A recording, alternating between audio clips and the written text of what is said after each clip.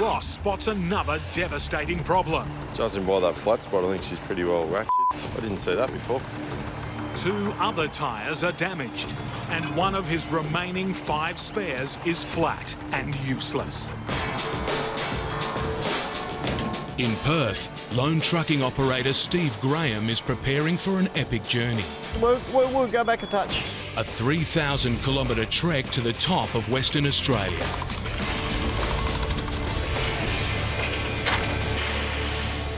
Steve's a veteran driver with a reputation for getting trucks and goods into places no one else can. I generally get to where I say I'm going very, very rarely in all the years that I've been doing it. And I go into a lot of terrible places that I don't get there. That's why people ring me up and ask me to do it again. He knows from cruel experience this trip could take 4 days, 4 weeks, or forever. Dodging animals, crossing flood-swollen rivers, and battling bog after muddy bog. How's the sky looking today? Oh, I'll be buggered. The wet season looks like it's starting early. If this particular bog hole got 20 mil on it just prior to me getting there, then it would pull me up. Things have to start moving. This trailer has to go now. It's wild country where Steve's going, with crocodile-inhabited rivers to cross. So his gun and dog will ride up front with him.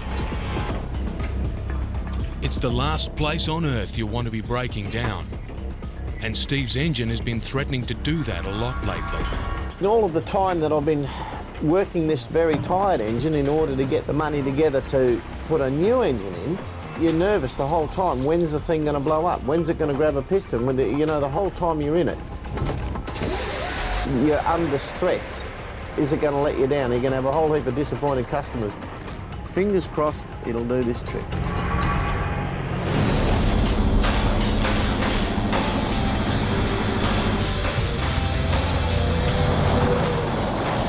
When I say to people, I'm a truckie, it's generally disbelief or, wow, really? How big are these trucks? Deb Drew has got herself a new career. In her previous life, she was a model. I did catwalk, television commercials. A mother. Bringing up my children alone. And a businesswoman. Running my own company.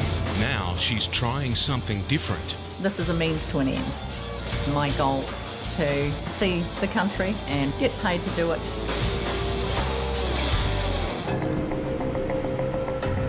She and driving partner Damo are about to set off on a trip to the dead centre of Australia, Melbourne to Alice Springs, when they get a late change to their destination. Now we've just had a phone call saying, no, we're not going to Alice Springs, we're going to Darwin now. That's added 3,000 kilometres to their journey and 2 days in the driving seat. Yeah, that's just changed the whole sort of logistics of the thing. The truck they've been given isn't what they were expecting either. It's a manual, and Deb's used to an automatic, and it's not running well. And the truck sounds terrible. And there's another problem. There's no bull bar on it, and it's a road that's notorious for cattle wandering day and night. It's not a good start, and they'll still be expected to make Darwin on time. Oh, good. Change it, don't rearrange it. Oh, sorry about that.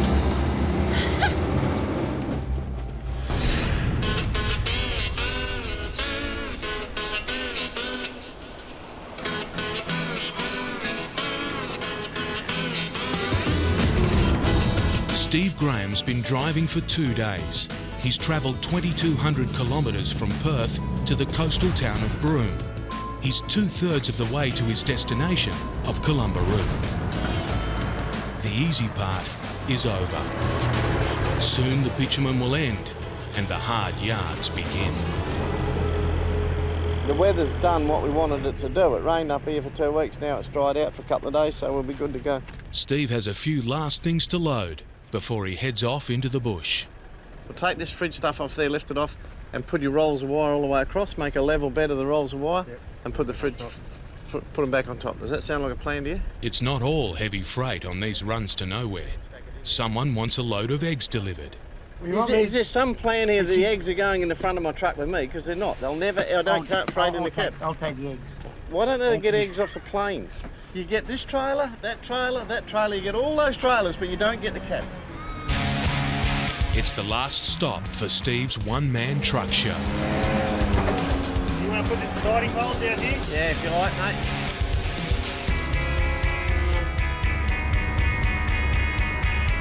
My credit card's feeling heavier in my pocket by the second. Steve's biggest concern, apart from the weather, is that his old engine is needing more and more oil.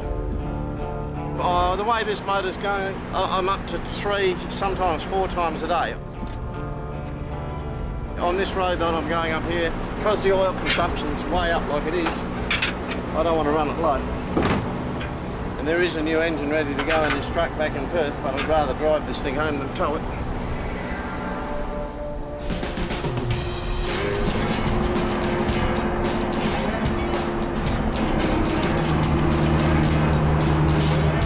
Things will start to get serious now.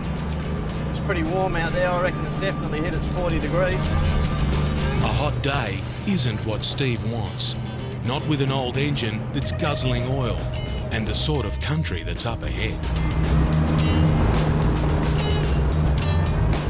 You've got some fairly serious hills up there from the point of view of getting trucks up them. Before crossing the mountain range, the first thing Steve has to do is reduce his tyre pressure. I let the drive tyres down for traction, to get maximum traction. 45 or 50 pound, I'll have a look at them. I'll get them down to 50 and see how they look. I'll get them to so they're just nearly kissing. So I can get maximum traction on the hills up here.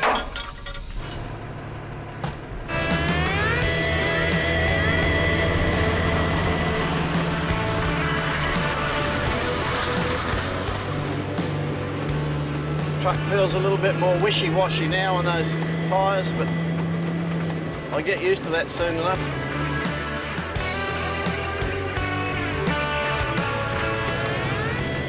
We start to climb now. The next serious range of hills is the King Leopold ranges. There's a couple of good pulls up there, a couple of fairly serious jump-ups. A jump up is a short or long hill that robs a road train of its momentum and traction and can bring it to a standstill. The old Kenworth that I had, it used to have a wooden floor in it. We used to catch fire every time it went up this second one up here. Pyrometer was on 650 degrees Celsius and the floorboards were starting to catch fire. And the smoke was coming up out from behind the fridge. See, this didn't look much of a hill from back there, but it's going to have us down in the low side of the box pretty quick. The truck's got to go immediately into working extremely hard at its limits. Turbocharger's running up over, 650 degrees Celsius. Pulling a 100-ton load up a hill like this is pushing Steve's old engine to maximum capacity. The gearboxes are running over 100 degrees Celsius and your diffs are up there too, and then you've got to make the poor thing work its guts out to get up the top of a fairly serious sort of a hill. If the oil leaks as bad as Steve thinks, the engine could explode and the whole trip go up in smoke. And it's not just the engine that's at breaking point. Back diff's hot, front diff's not, and that's because I didn't engage my power divider. What an idiot I am. Now, I realised that when I looked at it and saw that the back diff was running a lot hotter than the front diff. The back diff's doing all the work right now.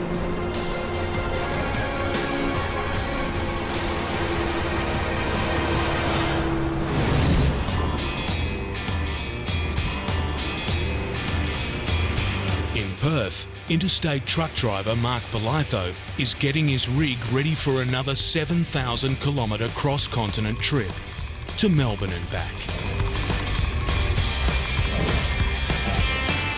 Somebody else has touched all this, and I cannot leave it like it is. It's got to be done. I treat this truck like it's my own. I have become fastidious, pedantic, whatever the word is, very particular about any dust. And I've got a duster and dust cloths and hand wipes, and I'll clean while I'm driving along. My brand new flash hockey straps with the plastic protectors around the door hinges. I have to have my road train sign as straight as possible. Taking Roy to the loo before we go. So we're all organised, buddy, hey. Riding alongside on the trip will be Mark's driving partner, Claire, and little Roy, who never misses a trip.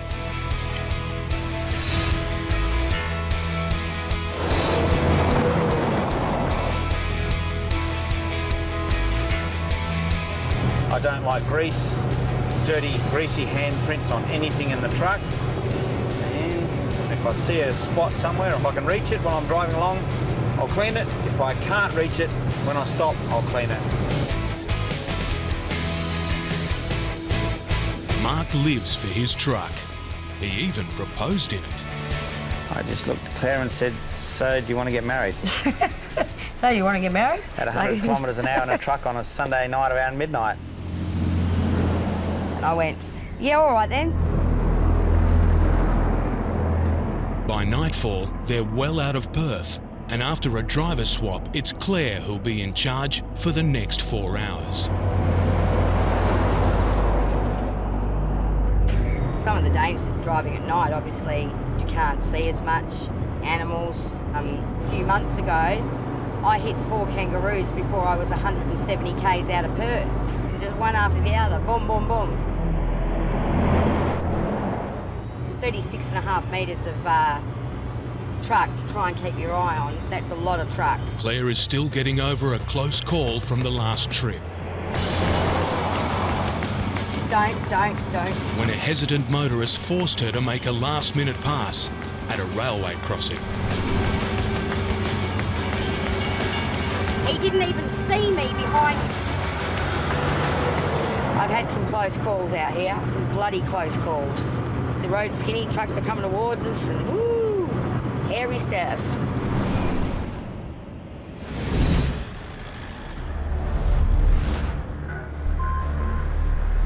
After the last-minute change to their itinerary, sending them to Darwin instead of Alice Springs, Deb and Damo have had another setback. We're told that the trailers are going to be ready at 6 o'clock. It's half past 11 now. And Deb's having more trouble with the gears. Yeah. No, Yeah. that's first. First, Yeah, second. Yeah. second, Yeah, third, Yeah. fourth. yeah, start off in second. Yeah. Finally, we're leaving. In the meantime, I jumped to the bunk and had a bit of a sleep, so...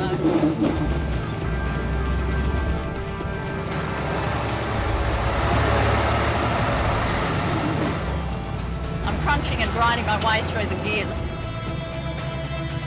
I don't normally drive a manual. I drive an automatic. Starting 5 hours late has really put the pressure on. We'll be just going hard from here on. So no mucking about. Got to try and make up lost time.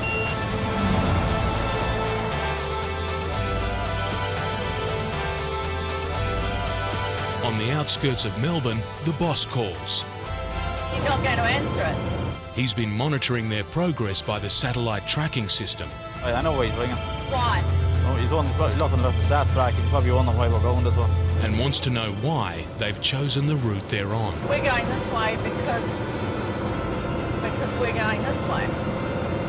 And I'm the one driving, not him. That's why we're going this way.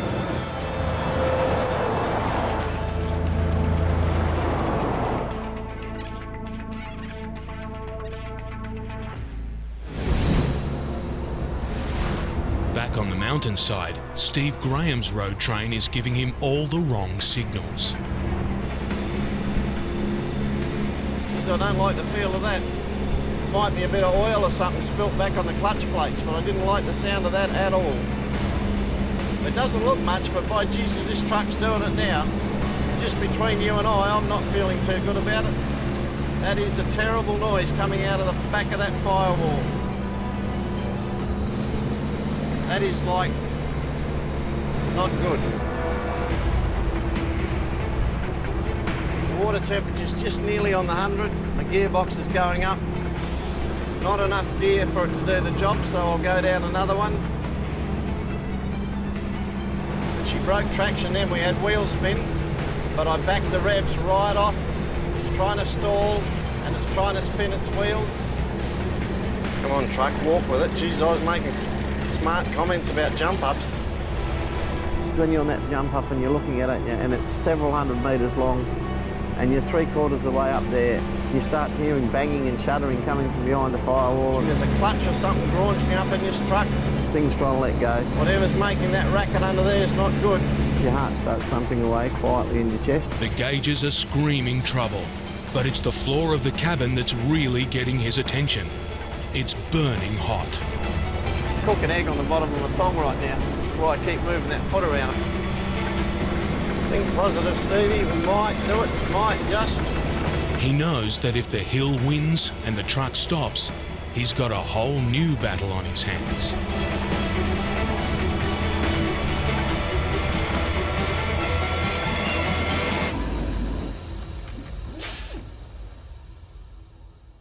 I can't believe I just got caught on this one.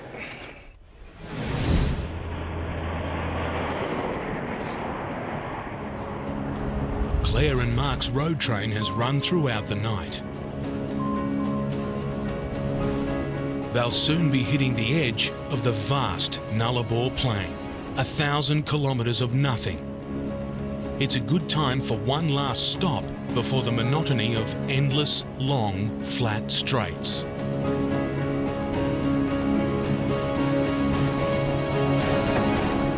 Come on, Squig man. Little Squiggy, hey? You have a good snooze? Yeah? Oh, he's going to back one out. Also crossing the Nullarbor will be 2 oversized trucks carrying mining equipment. They're probably going to have to back out. Both of them, they're huge. And Mark's keen not to get stuck behind them. Hey, you want to go to the toilet? So we can head off. Try not to be super long. Come on, dude. Claire, finish your stinking cigarette. No, I won't. I asked you not to do that. It's been a long night And you're going to smell getting in the truck. for everyone. There you go. Oh, come on. You little... If he gets around there without scraping anything, he's done pretty good. That's some good driving there in the big red cab over. Yeah, bit of luck there, buddy.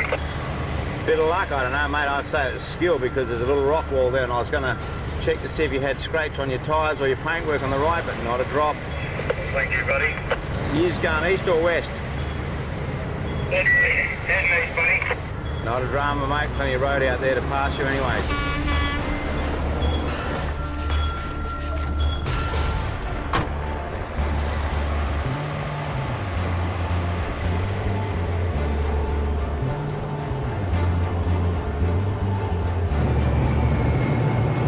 The oversized trucks appear in no time at all, and getting past them in a road train, even on a straight road, is going to be tricky. I'm going to be overtaking 2 4.5 metre loads, which is around close to 15 foot wide. Each lane is only 10 foot wide. If they drop their tyres off on the road, you've got a good chance that you win. Oh, why are they doing that? Oh, no, I don't need to go through that dust. If stone's being flicked up from their wheels straight into your windscreen. Mark has to wait for the pilot car to radio him that it's clear to go. How are we looking in the oversized, mate? We've got a train coming up. We've got a good run up there to the top. Yeah, one in the chute, mate. Okay.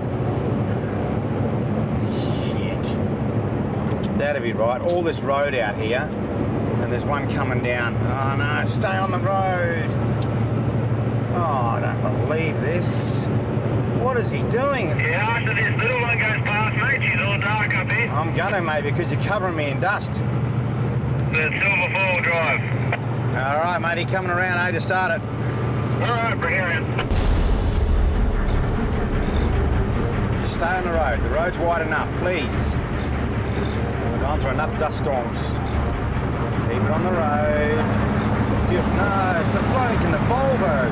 Crazy, man. This guy here is only young and I reckon that's why he keeps going off the road. Plenty of room, plenty of bitumen. Oh, look at that. Yeah, job done there in the train. Thanks, guys. You have a safe day.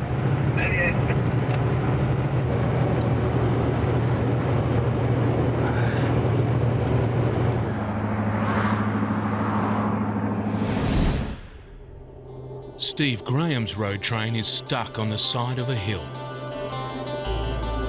And I had traction here, but I didn't have a low enough gear. I was in second gear, not first. He's only a few metres from making it over the crest. Right, we'll break this road train up. But now he's got the back-breaking job of uncoupling the trailers and pulling them over the top, one by one.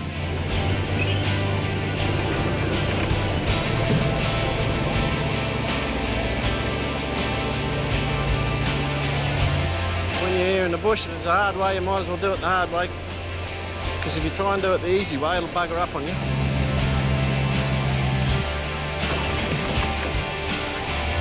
All right, should be good to go.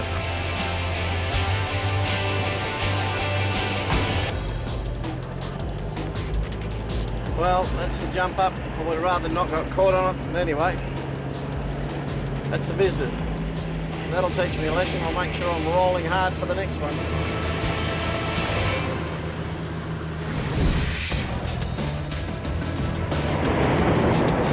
After a stop to change drivers, Mark and Claire are on the edge of the Nullarbor Plain.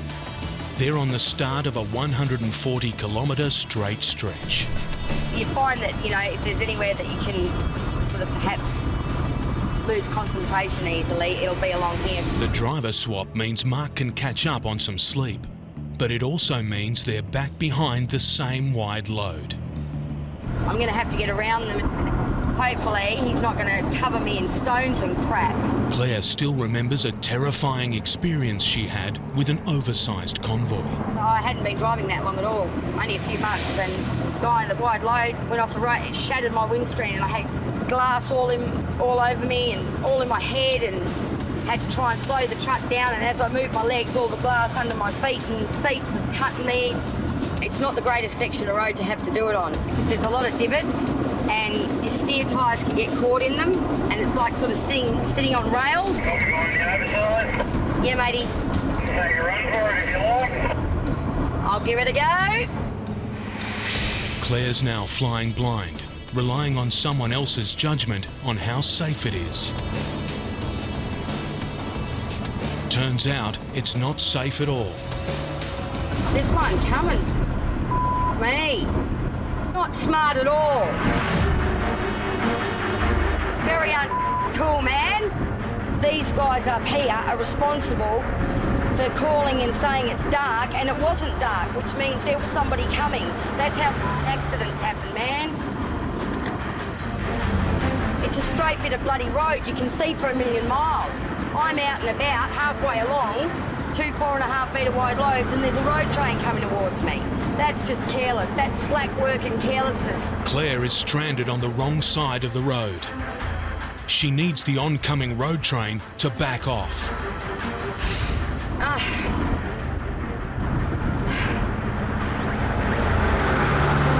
Job done. That was not smart.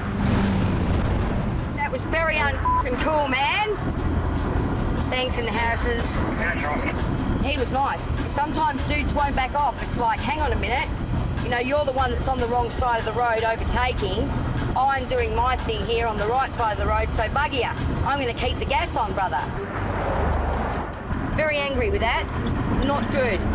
If I was in a position where I thought, ooh, I don't know what to do or whatever, you know, it's like, it makes you back off and then everybody's backing off and you're still in the same position, you're just going slower. And then you're trying to get 4 or 5 vehicles all to coordinate with each other and it all f***s up. Stupid. As I said, these guys do this for a living, they should know better than that. That's how f***ing accidents happen, man. But we didn't get showered in rocks. I didn't hit the oncoming road train. I didn't drop it in the dirt, so successful.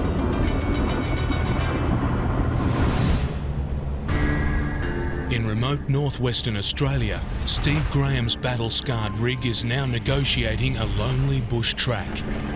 He's trying to stay ahead of forecast rain that will signal the start of the wet season. But the road from here is a minefield of bogs, river crossings and steep climbs that have already pushed his ageing engine to the limit.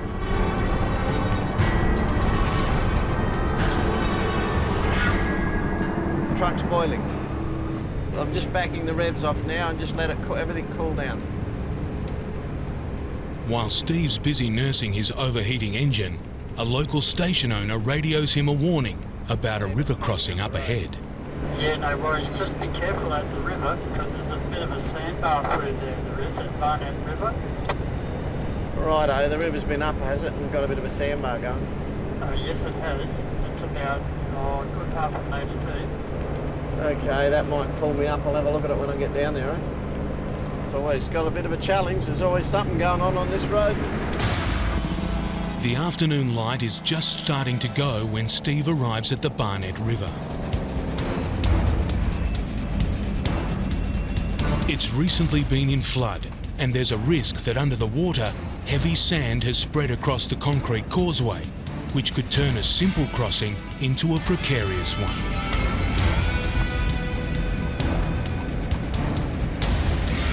There's some sand washed up in the middle. I can see the sand there, but I'll just stick in the middle of the floodway here.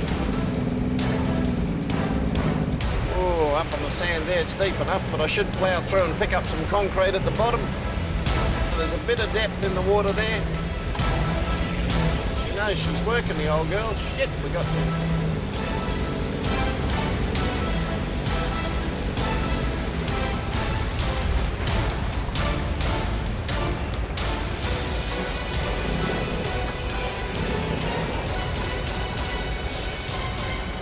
Some trailers caught in the sandbar. Bugger it.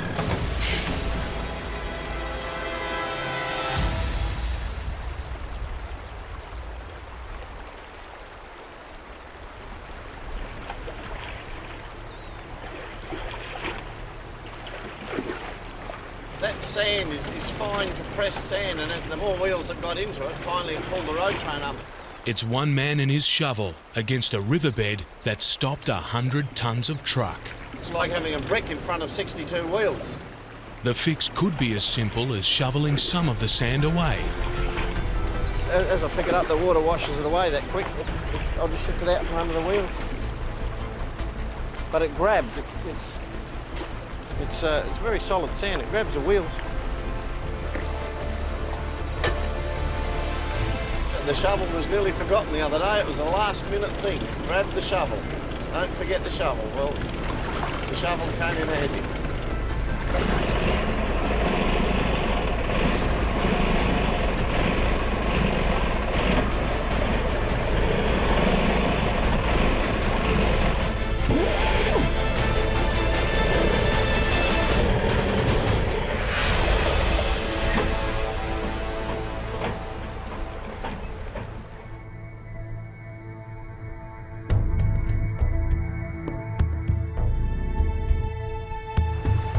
At the Barnett River, Steve Graham's watching the light fade fast, but he can't afford to give up.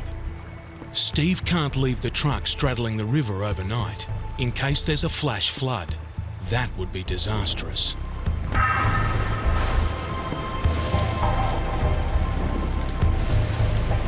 If you get a thunderstorm upstream, the water level can go up and down, metres in minutes. The rising water's not the only thing spooking him in this fading light.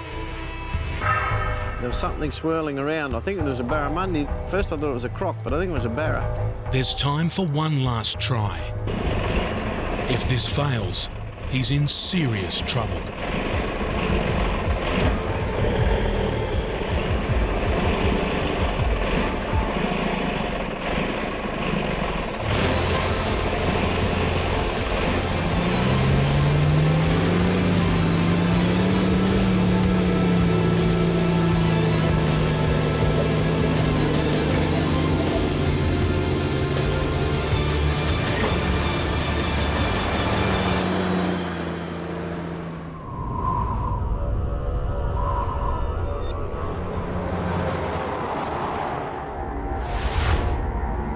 the edge of the Central Australian desert, We're heading out into the Outback proper now. Deb's worried about the number of animals she's passing on the roadside. We're just coming up to the area where we've been told cattle will come onto the roads. We're just sort of making a point of keeping eyes on the road. Sitting 2 metres up in the cabin gives her a clear view of any animals. If I see a beast on the road, then I'm going to certainly slow right down. But the roar of a road train travelling at 100 kilometres an hour can spook the animals into doing crazy things. They can be a little bit unpredictable, I don't know, and maybe even they don't know which way they're going to run. So I've got the warning sign here, animals on the road. A couple of kangaroos that were just standing on the side of the road, but they saw that car coming the other way and took off into the bush. This time of day, just on dusk, is the worst time for wildlife. Out of all the hundreds of thousands of acres they could be jumping around on, why they want to be on a road. Despite being spartan and unfenced, this is still grazing country for cattle and sheep. Haven't seen any cows yet though. Hitting a cow without a bull bar, I really don't want to do that. It would end up taking out a headlight or two, maybe pushing the bumper against a front wheel. No cattle, but plenty of sheep not far from the tarmac.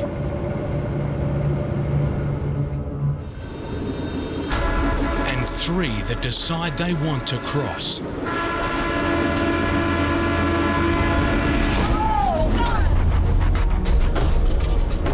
I hope. Vehicle behind me. Oh, dodged it. That's all right. That was a herd of sheep. I got one. Straight under. Whoops. The vehicle behind had to dodge. Probably as it came flying out the back through the trailers, I'd say.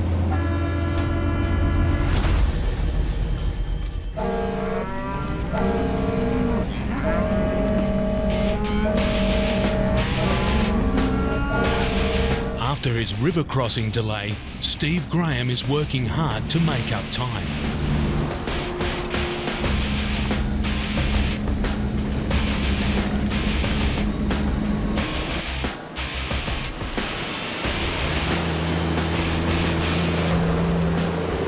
But the start of the wet season is never far from his thoughts. I can see there's been a lot of rain here, a lot of rain. So all this water that was up here will have ended up down there in the creek.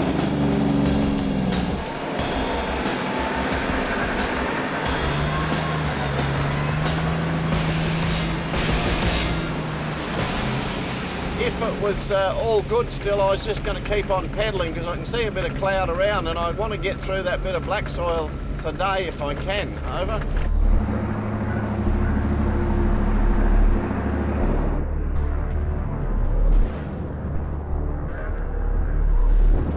The clouds Steve saw a few kilometres back have now built up into a storm cell.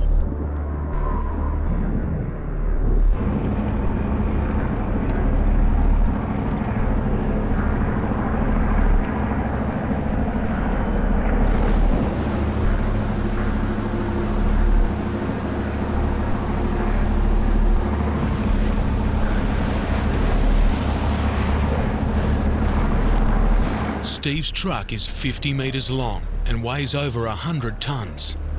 Without a good grip on the road, it's madness to continue. I just started to slip sideways. I can see the tracks where a Toyota's already come up here and slipped sideways. So I've just pulled it up. I'm not bogged. I'm not leaving any marks on the road. So now's the time to stop. I'm on the edge of a thunderstorm. With a bit of luck, it'll all be gone in an hour.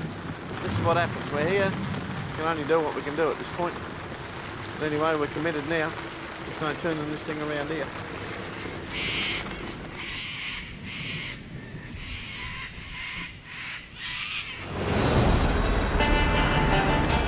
On the road to Darwin, Deb's still thinking about the sheep she hit a few kilometres back. Hitting a sheep or a kangaroo in a truck this size The impact's actually really pretty insignificant. You hear a thump, and that's about it. There's no big bang, there's no bouncing about, nothing like that. You just go straight over the top of it. The feeling, though, on the other hand, knowing that you've, particularly a big kangaroo, knowing that you've just annihilated a big, warm, live animal, it feels really horrible, actually. And the first time I had one, I felt really quite dreadful for a few hours afterwards. I don't know. It's a sheep, it's gone, it's done. I don't know. It kind of should have looked right, looked left, and looked right again, I suppose. Despite the high-speed collision, the truck's been running fine. But without a bull bar, Deb wants to double-check there's no damage.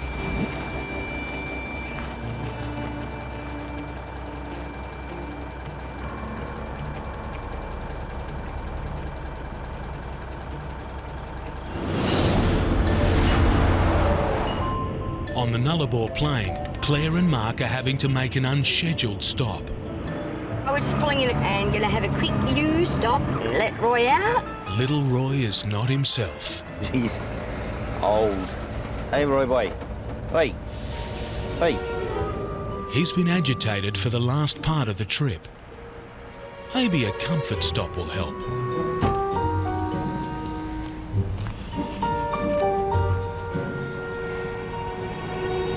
That's it. Back on the highway, they have two problems. Roy is still playing up. Come on. Stop that. And the wide load they've passed twice is now in front of them again. These are the guys that I had to overtake before, and you know. Back up there, Bob. Yep. Yeah, bring her around and then chuck behind the other side. Give it a go, mate. I'll just wind it back up. Don't fucking do this to me again, guys. Last time when they called her through, there was a truck coming. This time, they find another way to annoy her. Goff? Shit, that shits me. And no need for that nonsense, you know? No, it's female, it might take a while. They just can't help themselves, bastards. I hate that sort of shit. And it's like they want me to say something. I never give them the satisfaction. Water off a duck's back now. Years ago though, it would, you know, upset me. At least I can keep mine on the road.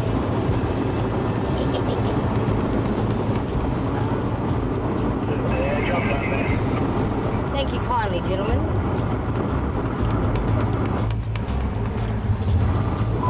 Thank you. I'm always incredibly polite. Got to play nice with others out here, and they were not playing nice.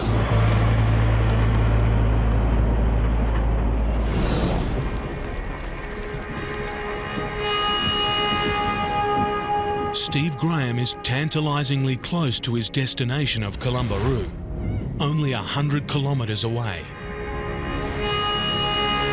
But he's still not confident to push on and drive his truck through on the muddy track.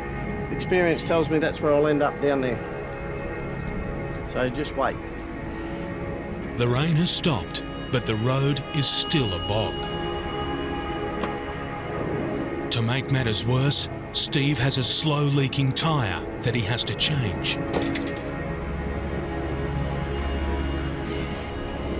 At 60 years of age, he could be comfortably retired by now. Instead, he's stuck in the middle of nowhere,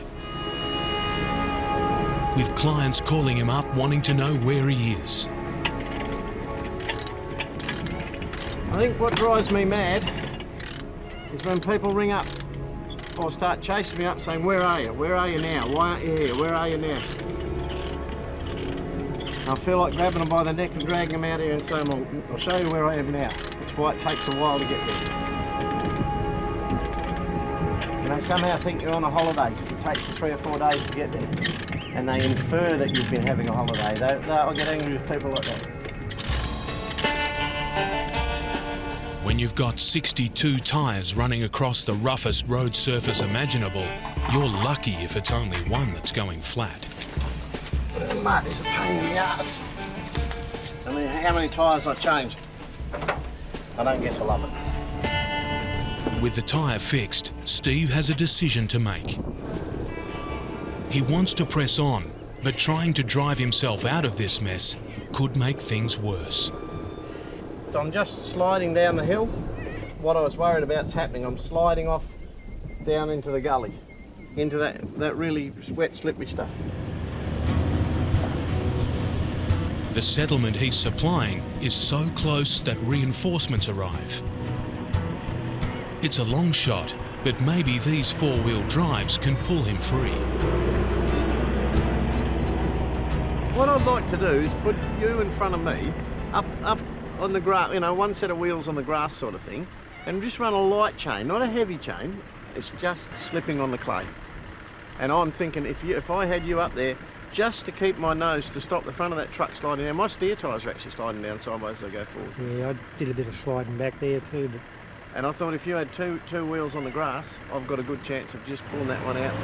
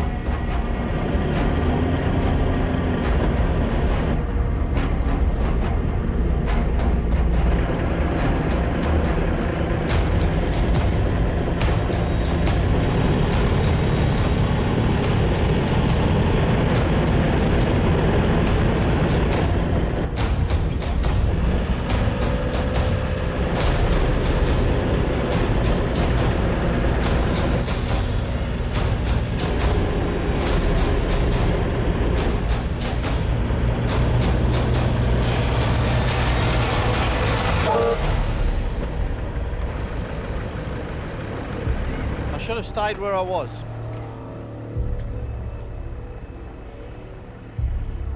Come on, this is where we camp tonight.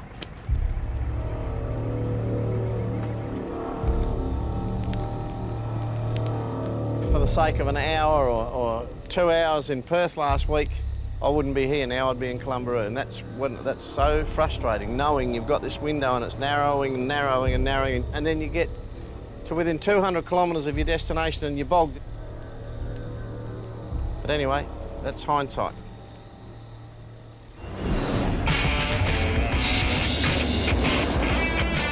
Deb and Damo are on day 3 of their run from Melbourne to Darwin. After doing the early morning shift, Damo has retired to the bunk. The thing is, once you've finished a stretch of driving, you're that tired to actually be able to go horizontal. It feels like heaven, and you don't have any problem sleeping. In parts of this road, you'll actually come off the bunk a foot and get body slammed against the seat, going over some of the bumps. We're both pretty sound sleepers, so that certainly helps. He can be unconscious for hours. I can set him up with an IV line and he probably wouldn't wake up till Darwin, I'd say.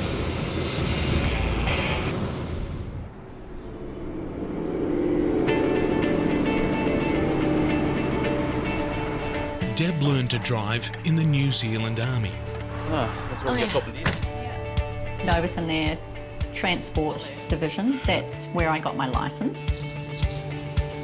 A while after that, I married an Australian, raised 3 children, went to university, got a degree.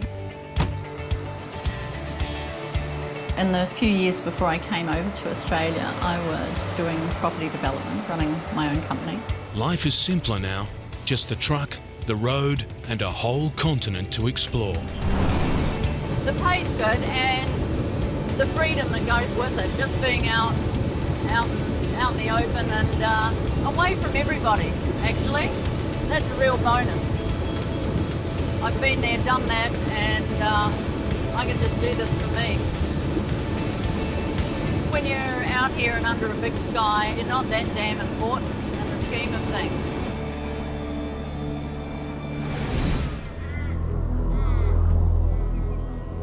The road Steve Grahame is on is looking like the road to ruin. He is hopelessly stuck in a bog. He's already had cars try to tow him out. Now his only hope is that the mud has dried just enough to give him some traction.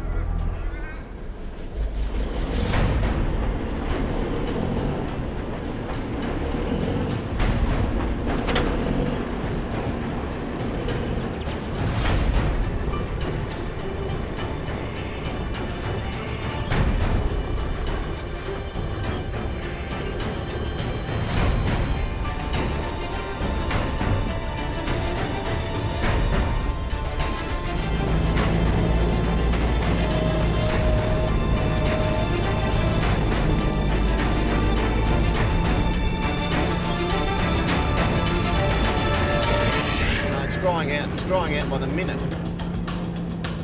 What was mud this morning when I got up out of bed was hurting my feet by 7:30. 103 kilometres to go, which is the worst 103. And now the fun starts. At every point that you get to, the road gets less maintained, less cared for. Proper goat track up here. With the road in such bad shape, the people Steve's delivering to are starting to worry he'll never make it. Their inquiries are starting to get to him. Now, I'm not bogged, and I'm heading towards Theda. Over. I'm not going to get bogged for the next 80 or 90 kilometres. Over. But the road in front of him is telling a different story.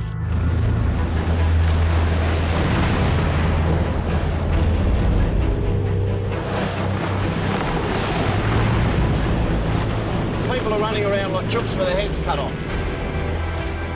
It'd be good if everyone had calmed down and just let me do my job.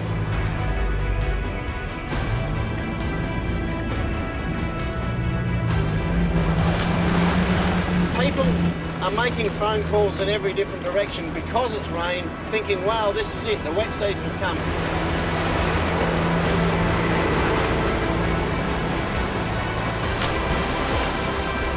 All of those people that want this road train to get there know that I will be out here doing whatever I've got to do to make it happen. I won't stop.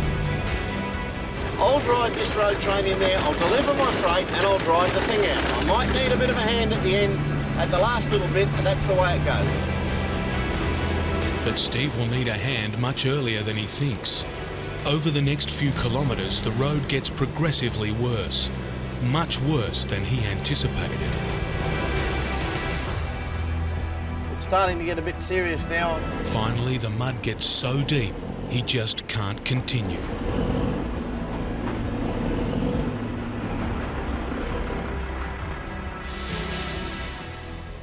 The people waiting on Steve's supplies are now seriously concerned that he's not going to make it. Builders waiting on materials. The community store waiting for food. As a last-ditch attempt, they send out a grader to try and pull him through before the weather gets any worse.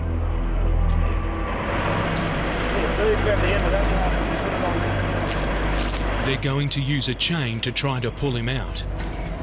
There's a real risk it won't be strong enough, but it's the only chain they have. It's a dangerous job, but it's Steve's last hope.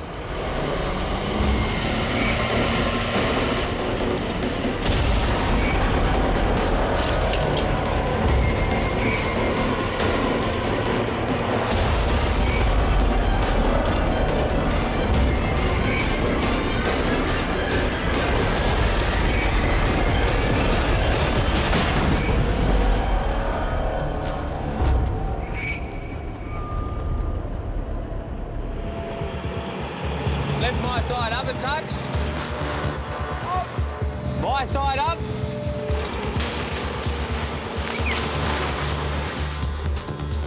On the outskirts of Brisbane, Robbie Mackay and his house-moving crew are struggling westwards. How long are you going to be? With a road clogging home. The bit of timber was stuck to the wheel. It's leaking. A flat tyre. I think we just blew a tyre. And precious little time. We'll have to pull up. It's little delays like this that you don't really count on, which eats up the time. Robbie has just 90 minutes to get past the town of Toowoomba, 100 kilometres ahead. Got to be the other side of Toowoomba by 6. Miss that curfew, and he'll be grounded for 24 hours, knocking a big hole in his profits. We're just changing that front tyre. Grab that jacket and throw it under that truck. Hopefully we don't lose too much time. From Brisbane, Robbie is taking the 3-bedroom house 350 kilometres inland to a farm near Condamine.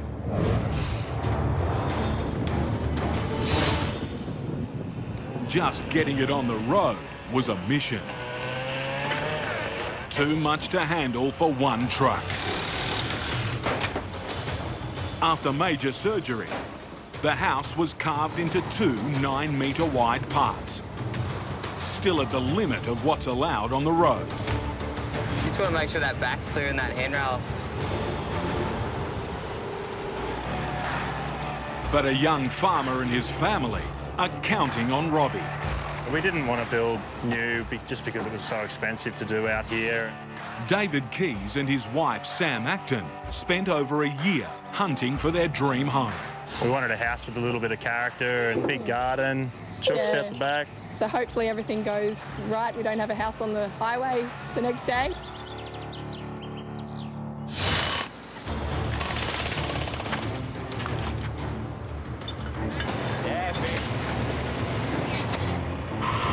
Yep, coming out. With a fresh tyre safely on, Robbie can start making up time. But he's about to tackle the biggest obstacle of the trip. It's a steep range. It goes up to Toowoomba. It's a grinding 6-kilometre climb. Some sections are a 1 in 10 gradient. And it's a notorious traffic black spot. So we're just at the bottom of the range. We're just letting the traffic pass us so they're not stuck behind us going all the way up. So we'll be going slow up there. And is that all of it, Dino? Little one just come through now. Let the fun begin.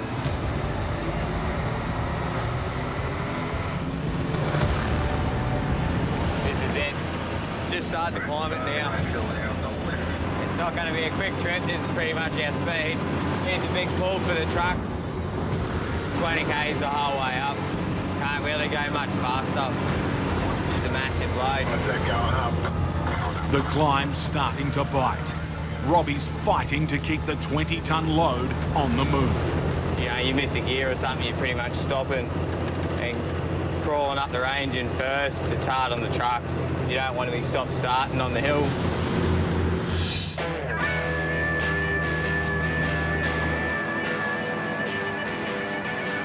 There's a devil in the dirt with his garden underground.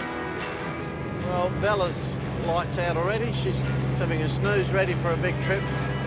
To the west, Steve Grahame is on the move.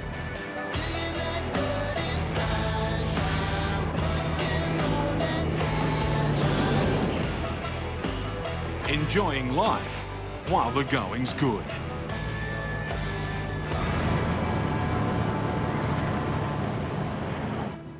Heading back east with a big load on. Got near 100 tonne hanging off the end of the steering wheel. After a frustrating wet season, Steve is getting ready to drive eastwards on the Great Central Road for the first time this year. All year I've been playing games with this weather, going across the Nullarbor, down the bottom, finding right out here to go across the middle. The downside is I know that there's going to be some drama there.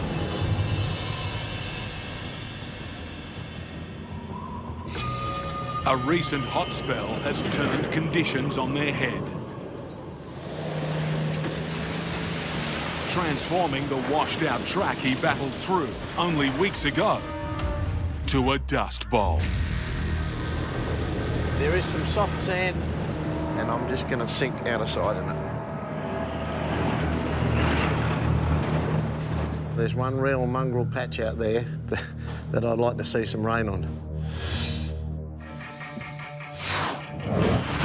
From Perth, Steve is making a 2,700 kilometre run through the red heart of the country to Alice Springs. On the back, 3 trailer loads of construction materials worth $100,000. A triple road train, 53.5 metres in length.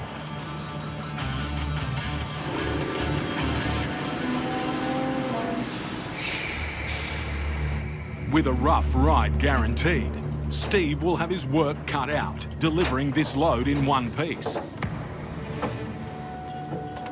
So I've got those big long pieces of steel going up there, and they were rocking up and down, and they'd worn through the strap. That may happen again. Day 2 of Steve's eastbound run, and he wants to know what lies in store. All other roads, National Road, are open to all traffic. That's good news. The roads are open. The bad news is it hasn't been graded. And it's about, I don't know, 37, 38 degrees here. That bit of road that I'm worried about over there, it'll be gutless, hot, dry sand by the time I get there tomorrow afternoon. You can't scull out the bottle all the time. You're a dope, now you'll be spewing. You want a drink or what? Time to drink up before the big dry. Come on, this is a desert.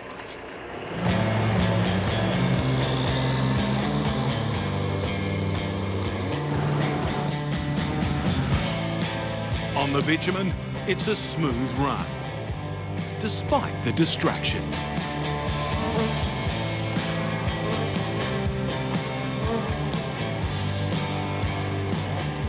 Got a few hitchhikers in, a few flies. The little buggers drive you mad when you're trying to drive, and they crawl under your sunglasses. You want to come trucking out here, you've got to get used to flies and mosquitoes and sandflies and spiders and snakes. You don't have to worry too much about people out here. Nearly 1,200 kilometres under my belt since I left last night. So that sets me up for a good kick-off in the morning to cross the desert.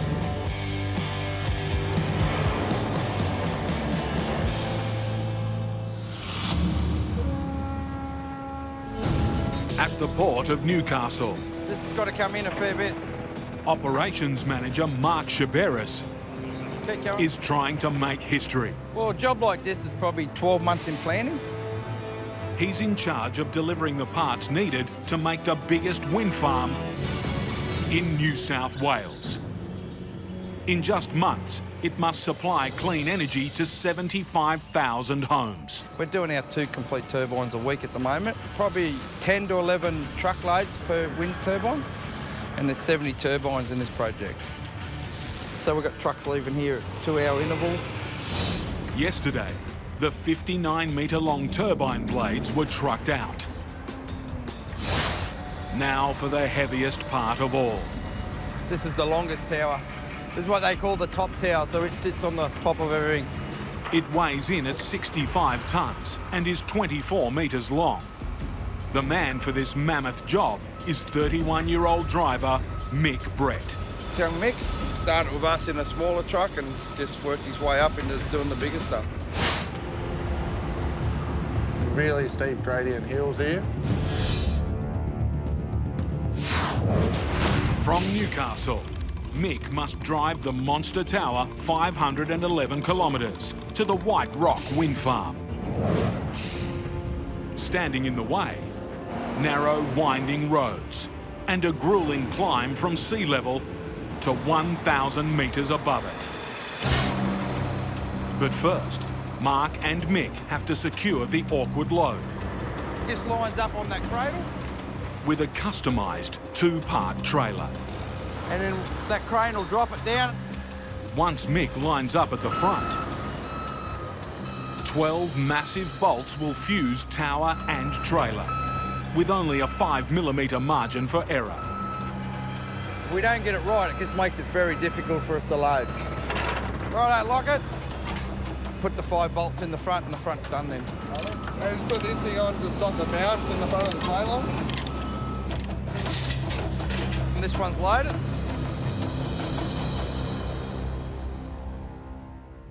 To avoid causing problems for local traffic, Mick is leaving at 3 a.m. Clear communication with his 2 pilots will be crucial. When we get to that corner, the left-hand bend, whoever's out in front, just go the roundabout and stop them. We're talking about the bypass? No.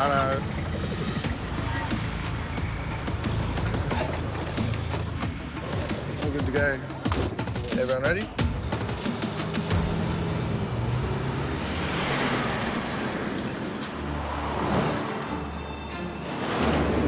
It's a clear run on the freeway. But as Mick enters a small country town, a different story. This is the underpass just around this left-hand bend. We've got to crawl under it. It's a bit of a tight fit. All good, Mick. With just 10 centimetres of clearance, he must judge his approach perfectly.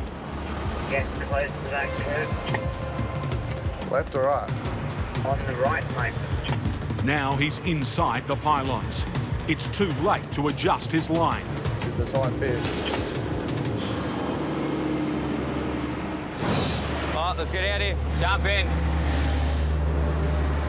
On the steep slopes of the Toowoomba Range, Robbie Mackay is racing a curfew. He has just 1 hour to climb this mountain and then clear the next town, or he'll be kicked off the road. Got to keep the convoy rolling. We run out of time, we run into heaps of problems. Another headache I don't need.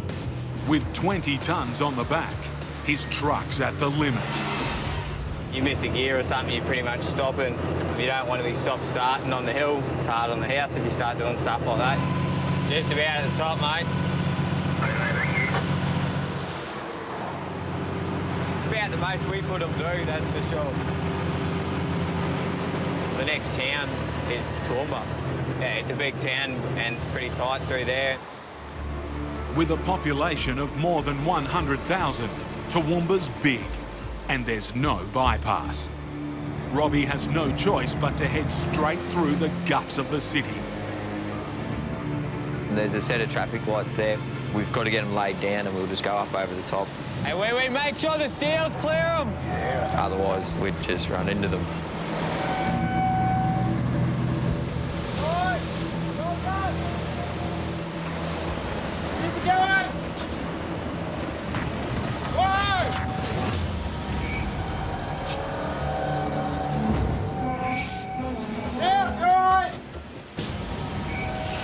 He may have got the green light,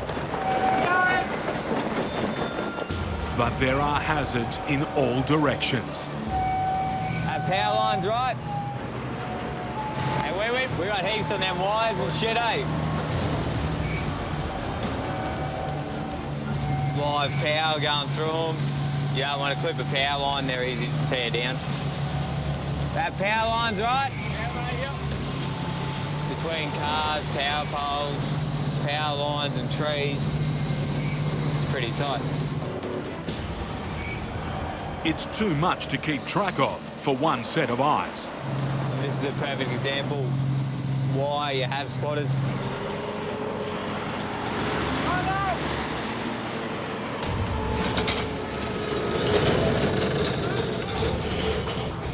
Luckily, there's an escape route up ahead.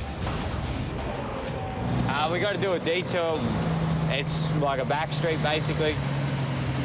There's a no parking in this street because it's a wide load route. So there shouldn't be any cars here. There are. What should be an empty road looks like a car park. It's getting daylight real quick, so we definitely need to hurry up and sort this out. get jammed now, and Robbie will miss his curfew. You just touch a car, it'll cause significant damage.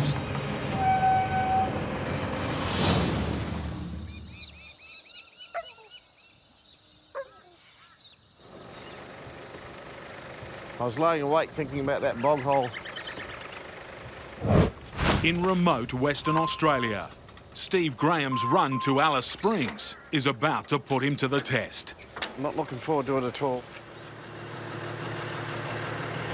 Got 1,200 kilometres of dirt I want to get across. I want to do 800 today. Let's give it a crack.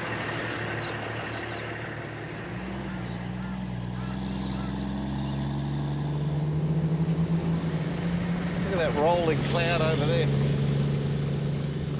And on the ground, another concern.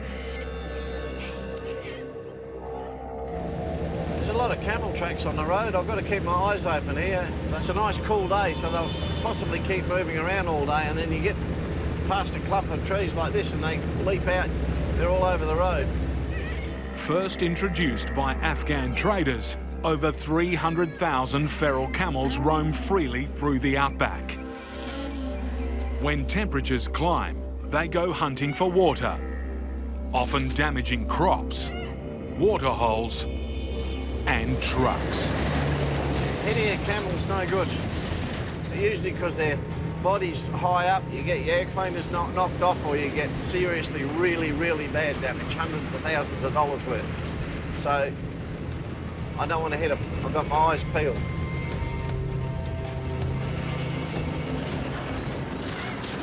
But over 30 half-ton wild animals aren't too hard to spot.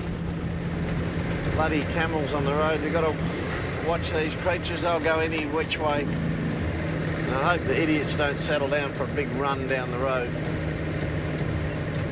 Come on, children, get off the road.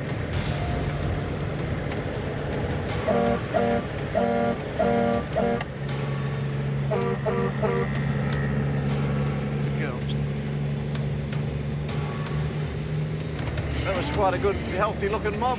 There should be. The country's looking beautiful. They're living the dream life in the dream desert.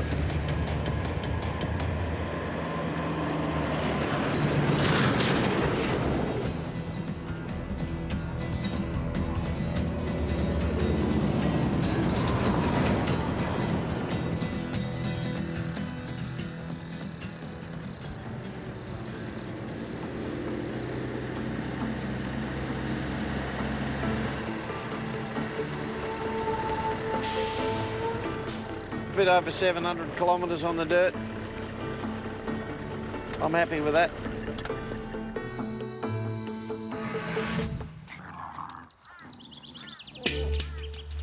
Well, it's another day. Things are holding up all right. It's good. Steve's made it to his first drop-off, a roadside handover to a mechanic from a nearby community. I'll sort him out, I'll unload his bit of stuff here, and then I can get on with the rest of my day. A handful of packages are no trouble, but the next part of the delivery could be. We're going to pull these two tyres off. 2 super-sized truck tyres. We'll just pull it back this way a bit, and then we'll stand it up. And one is on the rim, weighing in at over 150 kilograms. What about if I drop this one on there and then just drop that one on? Yeah. Enough to cause serious damage to a shoulder Steve injured not long ago. Yeah, I don't want to break anything in you. And if it hits the ground, put it on that one. There's no way to lift it back up.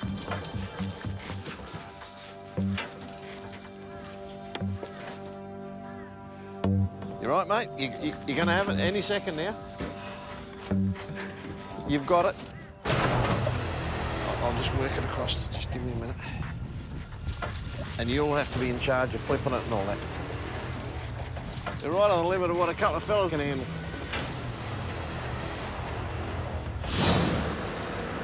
We got to crawl under it. It's a bit of a tight fit. In rural New South Wales, Mick Brett is feeling the squeeze. Left or right? On the right, mate. He's trying to thread a turbine tower 5.1 metres high through a 5.2 metre gap. She's a tight fit. He needs to be centimetre perfect. You'll be all right if the trail is straight, eh?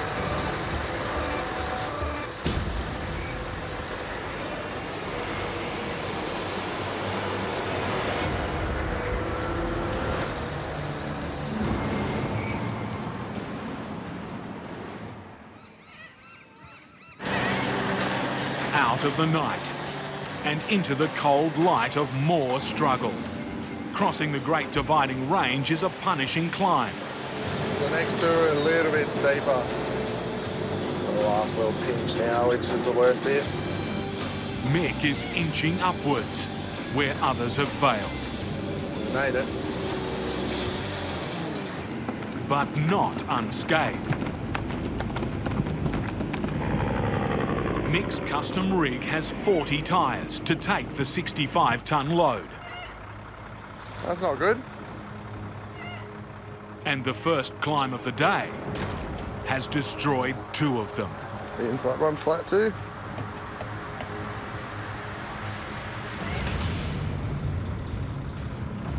This outside one's got the big bubble in it. Changing them on this one-of-a-kind trailer will be a headache. The way the trailer is, it's just a pain in the arse to jack up. Especially with the jack sinking into the damp ground. I'll drive it forward up onto this box of wood.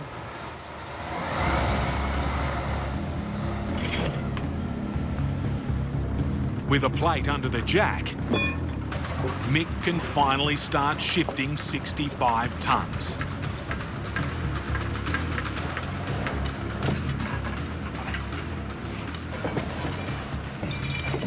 It's always a big deal if you lose a set of wheels. We're done. If I blow another one, I'm not going to be happy. Rolling, but Mick's now out of spares, and the steepest hill is still to come. To make it up, Mick will need his tyres to hold out, and an extra 500 horsepower. We'll just pull up here and hook up, and he'll give us a pull up.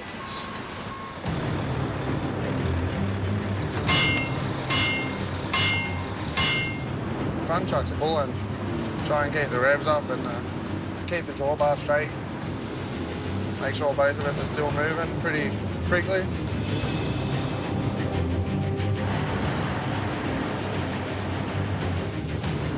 Almost up. But then, an unwelcome sight. One of the ones we put on, blew out. More busted rubber. Sucks it was the same one we've already changed. It's just going to put us back. Mick's out of spares and in big trouble. There shouldn't be any cars. In Queensland, Robbie Mackay's been dealt a nasty surprise. There are cars everywhere. A roadblock of parked cars. Cars parked on the side of the road makes the road 3 metres skinnier. Lift the whole thing, don't lean it so much. You just touch a car, it'll cause significant damage. Robbie's down to a crawl. And with a curfew to beat, he's nearly out of time. It gets down to centimetres. With such tiny margins for error, Robbie's $500,000 hydraulic trailer is working overtime. Lift my side up a touch. Extending to a maximum height of 2 metres, Robbie can tilt and lift his load My side up. out of harm's way. You're just crawling through and it's tight and you don't want to make a mistake. Bring it down. Everything has to be watched and we still got to keep moving.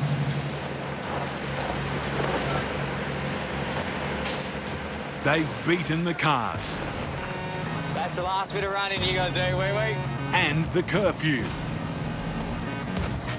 Looks a bit puffed.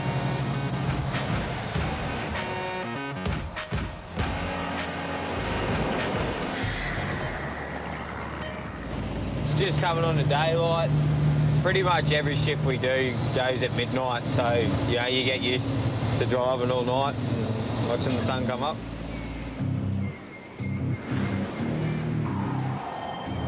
We're through all the towns. We're probably about 100 k's out of Condamine.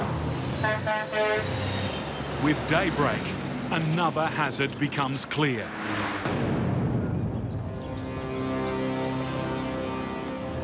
See a lot more, but there's a lot of water sitting around, which looks like they've had heaps of rain. We've got kilometres to go through paddocks. When it gets wet, you just go out of sight. So hopefully, the closer we get to Condamine, the more it dries out. But yeah, it's not looking real good. But first things first. Before braving the mud of the farm, Robbie needs to work out where it is. Where's the block from here, Bill? I can't f***ing remember. Have a look. Before I get to town, eh? Up in here. Yeah.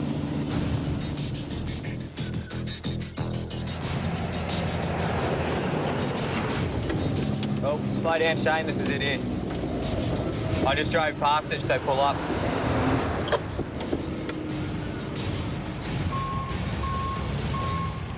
No U-turns here.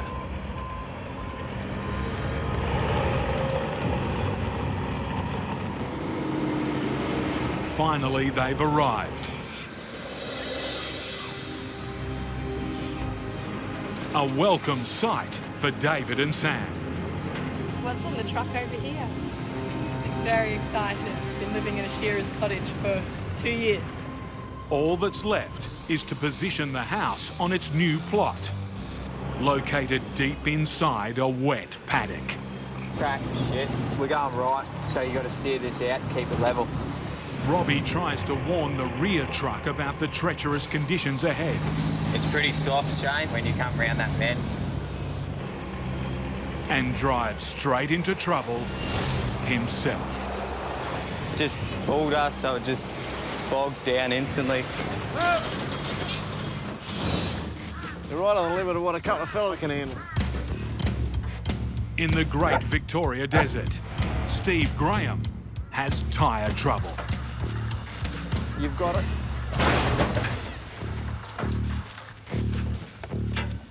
You'll have to be in charge of flipping it. Go wrong, and this 150-kilo long drop could take out man and machine. Don't even try and hold it, mate. Just flip it over so it drops on that one. You right? Well done, mate. Well done. Safely delivered, with no damage. Almost. It's not the best way to start the day. It's not good for my back. But... Anyway, that's that delivery done. Come on, we got to go to work. We got to go to work, dog. And today, Steve will earn every dollar. He's closing in on the sandy track that's been playing on his mind for 2,000 kilometres. You can't help but notice as we get further out, we're getting towards Docker River now, the road is deteriorating. Got my tyres let down, but still doing damage to the gear and the freight that you can't see. When I hit that border, if it's the same as what it was before, there is no road.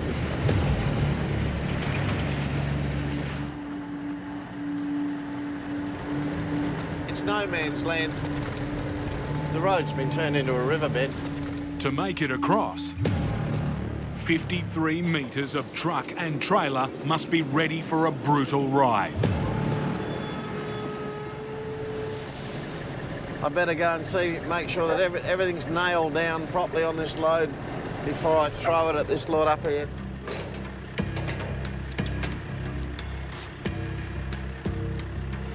There's been no rain out here where I need it, so I reckon it's going to be really dry, gutless, pinned down like that. To power through it, Steve will need every one of his 62 tyres. Hopefully that's fixed the problem. You put a bit of air in and get your tyre moving. Plugs often seal themselves as the tyre moves around and builds up a bit of heat. They often don't too. Time for battle. Steve's got an arsenal of weapons to fight the sand. Weapon 1 is cross locks. For this soft mongrel stuff up here, I'll engage my cross lock in the back axle. That way I've still got plenty of steering, but it gives me a lot better traction. Steve's cross locks turn his truck into a four-wheel drive. Weapon 2, tyre pressure. We have that back diff engaged and I'll drop my tyres right down and then I'll lock everything up to hit the soft sand. Weapon 3, and the most important, momentum. If I can get up enough speed, I might roll through it.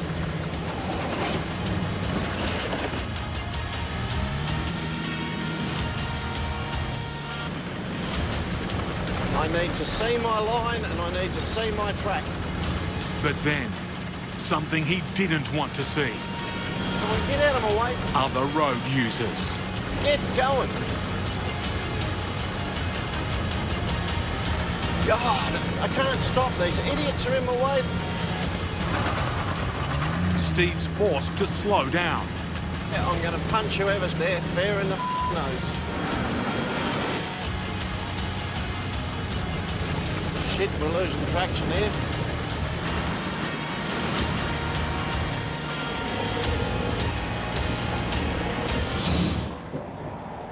I got 3 plain tyres. On the Great Dividing Range, Mick Brett is all out of tyres. I'd used 2 spares. I changed them just the other side of Tamworth, and one of the ones I put on is blown out. With a heavy 65-ton load, he can't move without every tyre intact, forcing him to wait for replacements to arrive. At last, they can make the change.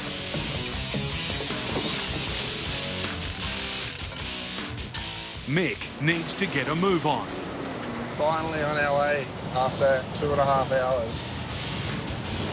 174 k's to go. It's all uphill from here. Bad weather can only slow him down more. There's a lot of water on the road.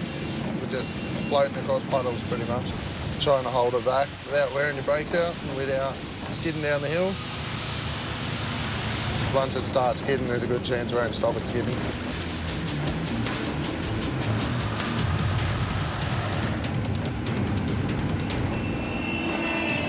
He's not waiting. Hey mate, you're gonna be my guest.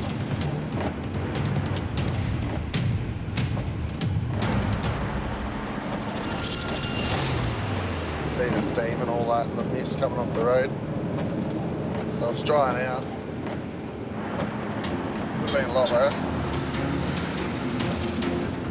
His destination, White Rock Wind Farm, is in sight. How far to go now?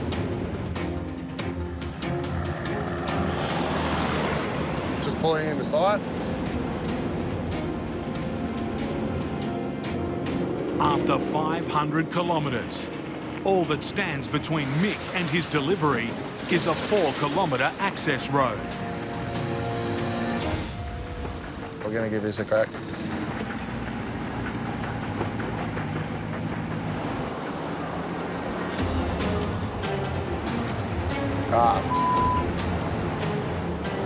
I'm still spinning, I'm barely moving. F***ing spun out on the f***ing way up to the main compound. So near, yet so far. Track shit. In a waterlogged farm paddock, Robbie Mackay is trapped. Metres short of his destination. It's just the virgin ground. And with every escape attempt, he's sinking deeper. It's just bulldust, so it just bogs down instantly. Robbie needs help. And his client, farmer David Keys, is coming to the rescue. A bit of soft sand, I think. And last Thursday we had about 75 mil when the cyclone came down. When she gets wet, she just gets really boggy. The tractor's dual 42-inch wheels have a massive surface area, stopping David from getting bogged too.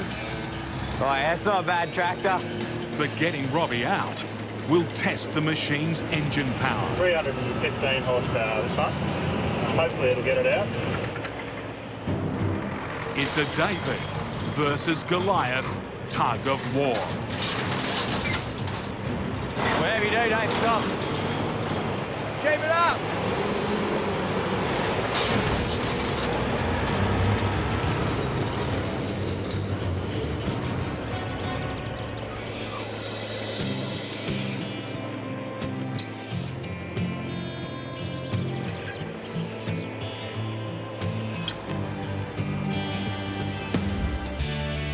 At last, they've made it to the plot where the house will stand. This will be our new house that we'll grow our family in.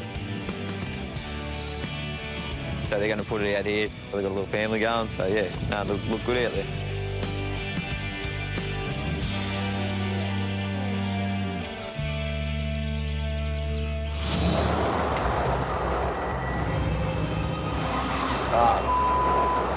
I'm still spinning, I'm barely moving. At the White Rock Wind Farm, Mick Brett is struggling uphill, just 2 kilometres from delivering. Getting spun out on the way up to the main compound. It is just an animal sometimes. Made it to flat ground. But Mick's drop-off is still higher up the hill. Time for an Army veteran to step in. An ex-military truck with the necessary firepower. Don't fucking scratch it. We're going up to the pad.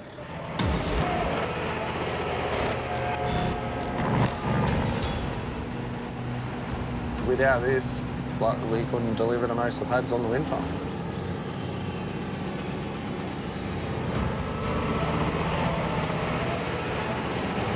Oh, we both picked the same gear, same as what Mickey and me were doing before. Luke's back there steering me, just giving me a guide.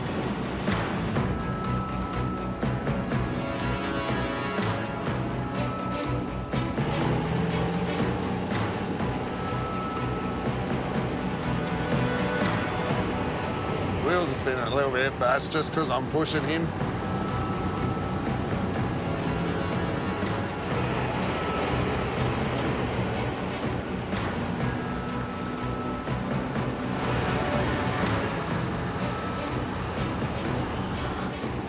Nice little hill.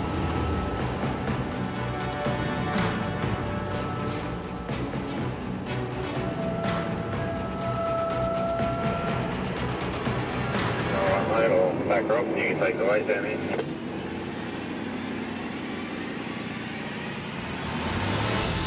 Mission accomplished. Yeah, we're just going to park down here at one of these ones. Turbine number 8 fully delivered. Only 62 more to go. For Mick, dozens of runs lie ahead. That's it, we've made it. Better now, time for a beer. But for now, it's a job well done.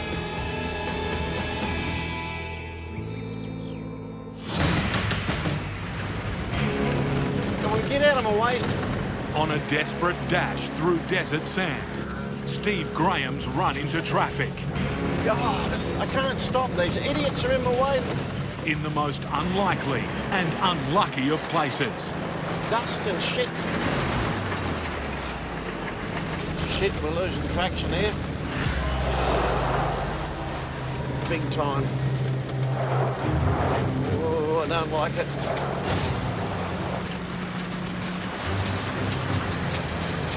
Come on, old truck. Come on, old truck. You can do it. Gee, I might get lucky. I might get lucky.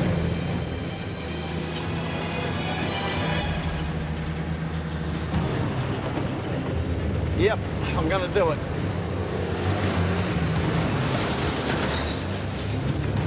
Well, there you go. Thank goodness for that.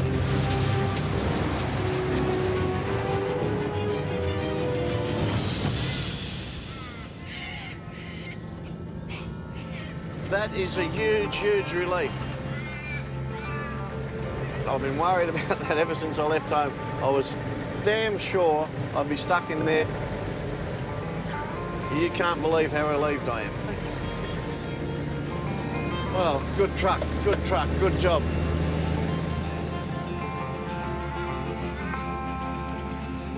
I'm not in Alice, but I reckon I'll get there now. It's the end of another epic journey that's pushed a legend to his limits.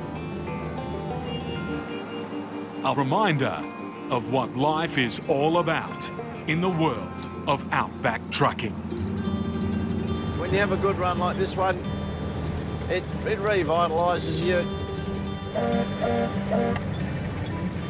And you keep yourself pretty grounded out here. When you're out in the desert, in the big picture, you're pretty bloody insignificant. You might think you're a tough truckie, but you're not much out there at all. 44 metres long, weighing 50 tonnes empty and 125 fully loaded. There's no prize for guessing why this 70-wheel road train has earned the nickname the Dusty Inn. Dust is everywhere. It's a dust-choked home away from home for outback trucker Ross Carrigy. This is where it becomes absolute shit flying through here.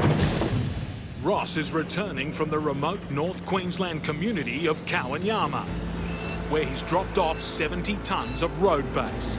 The road base we take up there is to form up roads, because the roads up there are all clay, and when it rains there's no grip on it and the cars spin off and smack into trees and stuff. The wet season's upon us and the roads are getting really bad. Soon, the rains will flood the road up to Kawanyama, and not even a 1,000 horsepower road train will be able to force its way through. We've only got probably a week or two left to deliver 12,000 tonne of road base. To beat the rains, Ross and the 10 other road trains in the Nolan's Quarry fleet must complete a 740-kilometre round trip to Kawanyama every 36 hours. It's a tough job for an experienced outback trucker. Going through the gears, getting thrown around a bit. But Ross has only been driving road trains in the Australian outback for 2 years. I thought I knew a lot about trucks until I started coming up here and I knew absolutely nothing about trucks at all. Now I'm like an apprentice truck driver. And learning the ropes on the road to Kawanyama. This is the sort of shit we deal with every day. He's a student in the Outback Truckers School of Hard Knocks. I've never seen so many blown tyres in one road. Dust holes everywhere. When it rains hard and it does flood pretty quick. And the road changes every day. I love it.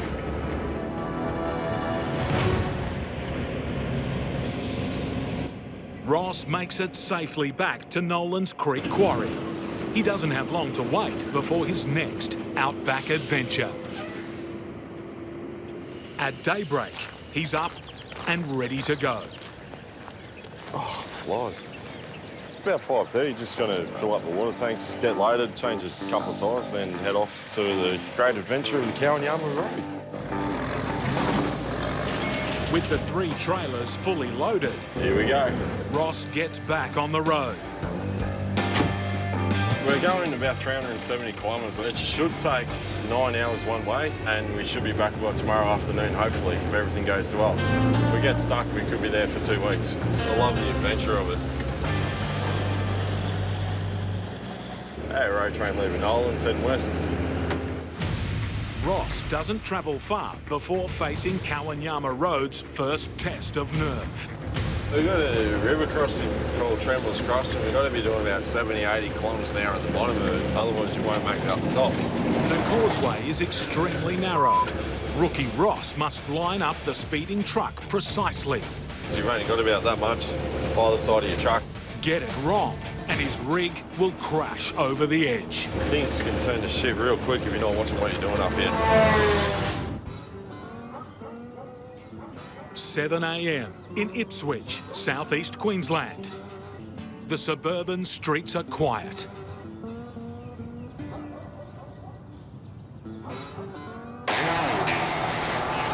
But not for long. Go!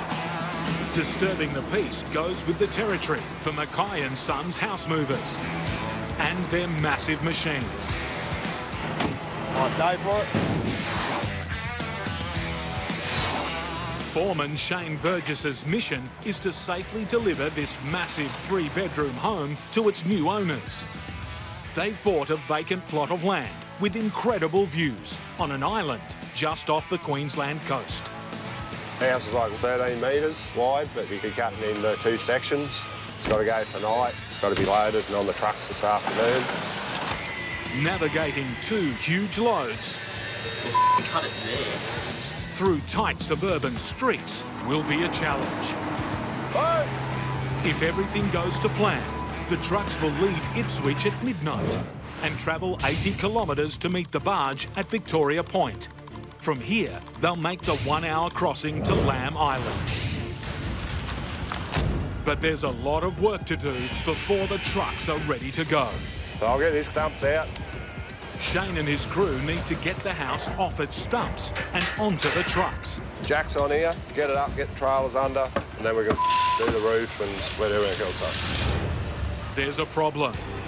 The ground clearance on one side is too low to slide a trailer underneath. But Shane has a plan. We can get one trailer under, and then we've got to set the other side up on hydraulic jacks and lift the whole house up so we can get the other trailer under it. The house weighs around 30 tonnes. The team needs to raise the entire structure by a metre to wedge the second trailer underneath. It's all on driver Darren to manoeuvre the first 19-metre-long trailer into position. Leaning on 30 years of trucking experience. How much of that back stop? How much? He slots the trailer in. Yep. No drama. Going up, that's what we want to see.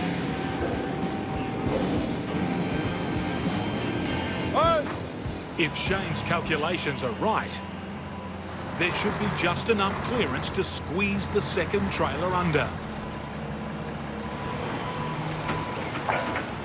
Even a gentle nudge could send the house crashing off its stumps. Foot down a bit. Larry Brewer is Australia's only mobile outback butcher. He plies his trade from a custom-built refrigerated truck in the Pilbara, WA, one of the hottest, most remote regions in the country. It's a hard slog, but I love the open road, love the bush. If you've got a dream, you've got to chase it, and that's what I'm doing. Larry's been fascinated by trucks since he was a kid. I don't know, it's the noise, the size, I just love it. 6 years ago, he achieved his lifelong ambition to become an outback trucker. Yeah, copy pilot, thanks for that. And provide a valuable service to the Pilbara region. Righto, folks. You've got really great meat, mate. Where fresh meat is hard to come by. Junior. When Larry's not on the road, he's at home base in Perth, getting ready for his next trip. 8-day trek, 4,500 kilometres we've got to go. Every month, that's what we do. The journey will take him north from Perth through 6 remote Pilbara towns before reaching Port Hedland, 2,500 kilometres away. We'll be loading for a couple of hours, try and get going by 4 o'clock. It's the morning of departure day. Staff butchers Jeffrey and Grahame are along for the ride. You all right? Get some fit. Don't it, Jeffrey? Yes, not too bad. A few orders. Family dog Dakota is the fourth member of the road crew. It's a little shorty, she can't jump up. Larry's wife Leanne also works for the business. Get a photo. Look at your mum. She'll be running logistics from home, along with the couple's son, Ryan. Oh yeah, I'm just looking through messages that people order through on Facebook page. Ryan suffers from motor neuron disease, but it doesn't stop him from playing a crucial role in the business. Yeah, it's very, very important, the IT side for the business. Dad's very good at cutting meat. When it comes to computer, he's not a dinosaur. The Northwest Express is a true family business. And sadly, it was born of a family tragedy. Ryan's brother Reese passed away when he was just 13 from muscular dystrophy. Losing him so young, that was an inspiration for my husband to get his truck licence. He knew when he was here that the passion for trucks was in Dad's blood, so he made the move. I didn't care, I was just going to do it. Still hits a nerve. His dream was to be a truck driver since he was 8. He's done it, and we're proud of him. Right on, we're away. Every trip is a huge financial gamble for Larry and his family. He's got $120,000 of meat on board. He has to sell most of it just to break even. You take too much back, it's not money in the bank account, it's money in the freezer, so don't like that. Driving through the Pilbara's unforgiving terrain is a whole new level of risk. Of that part of Australia, it can change pretty quick with weather and wildlife to repairs, breakdowns. You have your wits about you. Westbound road trains in the river. In far North Queensland, rookie trucker Ross Carrigy is accelerating towards a treacherous creek crossing. It's a steep dip into the river with a steep climb out the other side. And if you haven't got momentum up, you will not get out. On the road to Kawanyama, this Outback creek threatens a different kind of danger. Tourists pull up in the middle of the river, take photos of the car, great sport, great shots, everything. But the problem is they're not listening to the UHF and they don't know we're coming. Blast the horn and hopefully they hear you coming. The chances of stopping this truck at speed's pretty minimal. You hit your brakes and hope for the best, and it can be fatal very quickly.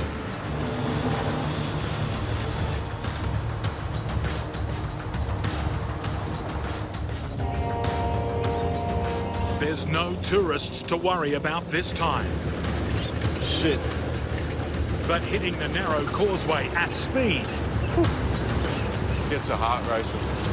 Is a guaranteed white-knuckle ride. The trick is not to look back, otherwise you get scared. The heavily corrugated road pushes tyres to their limits. It's a little bit of a good section here, and after that it just turns to crap. So we're just going to get out and have a look around and check the tyres and make sure we haven't got any flat ones. All good so far. She's flat. Great, love it. Welcome to the Outback.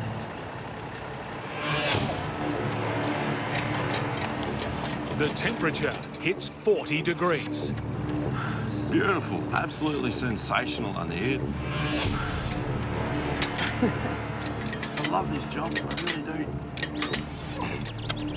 Job done, but Ross spots another devastating problem. Judging by that flat spot, I think she's pretty well ratchet. I didn't see that before. 2 other tyres are damaged. And one of his remaining 5 spares is flat and useless. Blown one tyre already, and we've got 2 about to let go, I think, which means after that, 2 more spares and that's it. If Ross runs out of spares, he'll be stranded alone in the sun-scorched Outback. And the risk of a blowout is about to spiral. The road only gets worse from here on in. Jump back in and take off again. In Western Australia, Let's leave Mount Magnet, about halfway from Perth here. the Outback butcher is in a hurry. Day one of his Pilbara mission, and he's on the road early. We've just got about another 600 k's to Newman now. Larry's plan is to arrive in Newman by early afternoon, set up shop and trade into the evening. We'll get there as quickly as we can. There's probably some people waiting, but we'll just get straight into it. The family business has invested $120,000 in meat for this trip, and the pressure's on to get it sold as fast as possible. We've got to sell it, and we're on a mission to sell it. Too much money at stake, sitting in the freezer. But Outback roads have a habit of setting their own schedule for truckers in a rush. A couple of 8 metres coming up, a couple of monsters. Larry's hit mining country, where heavy traffic is close to 100 tonnes, filling both sides of the road. Just be nervous as buggery when you're overtaking them. I'll just wait for the pilot now. Nearly an hour later, Doing 60 k's an hour, just keeps chewing into our time. the Northwest Express is still stuck behind the slow giants. Hang on there, Cub. Just go through the parking bay on the right. Finally, a parking bay and a slim chance to pass. Yeah, copy front pilot. So here we go. Put the boot into it and get around. Larry guns it.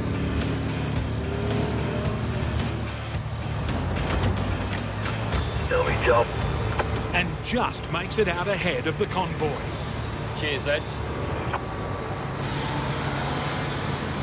Yeah, we'll just crank the speedo up a bit and make up a bit of time.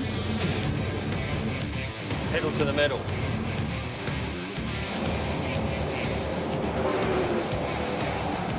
By the time the Northwest Express rolls into Newman, Larry and the boys are almost back on schedule. Yeah, we just got here, so we just spend a few hours now just setting up shop, get it all ready for the punters. Before Grahame and Jeffrey can make a start stocking the fridges, they need power.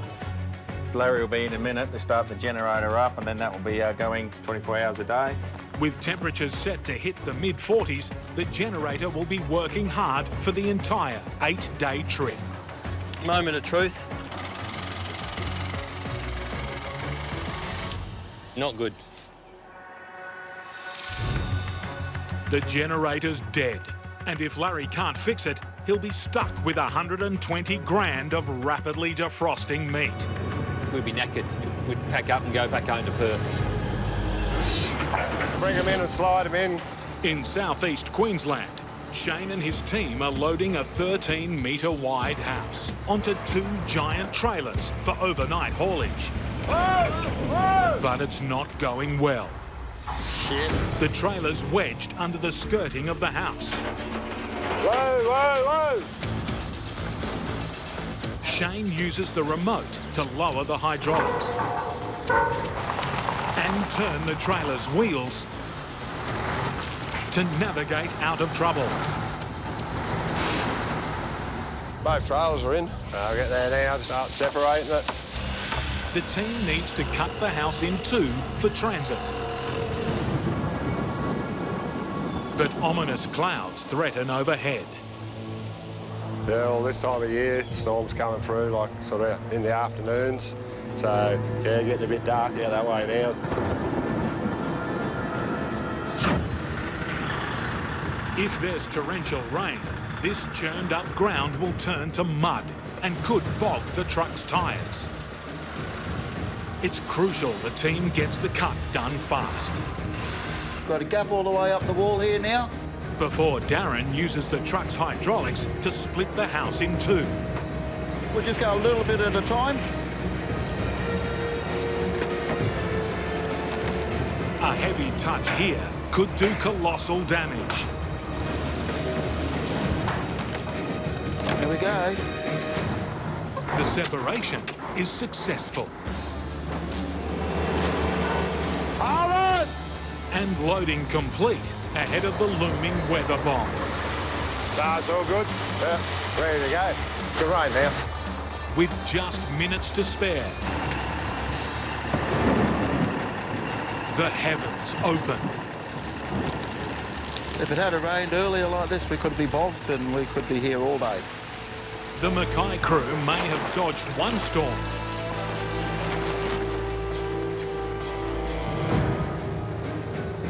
but it's a different story when they return for transit at midnight. Reggio's 385 VCV. Company owner Robbie Mackay brings bad news about the weather on the coast. It's massive amounts of drama. We've already had the barge operator try and cancel tonight because of high wind warnings. He didn't even want to turn up. We have to get this house off this block. This block's been subdivided. Not good news.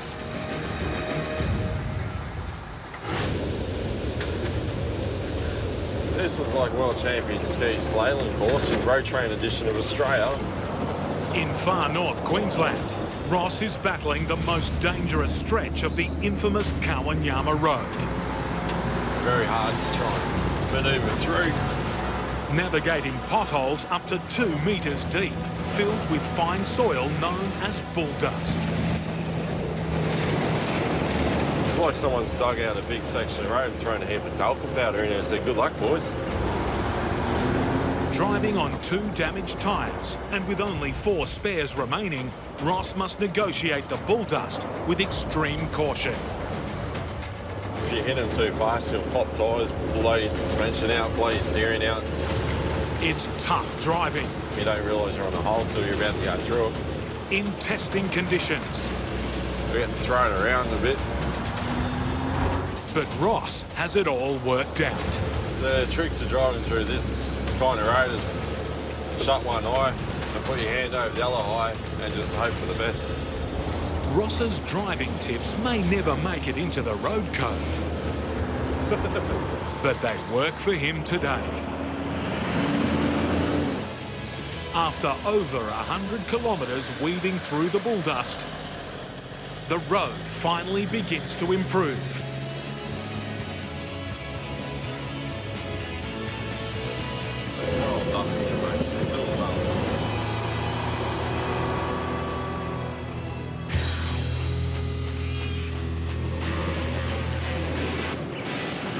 Ross's giant rig has survived one of the worst roads in Queensland.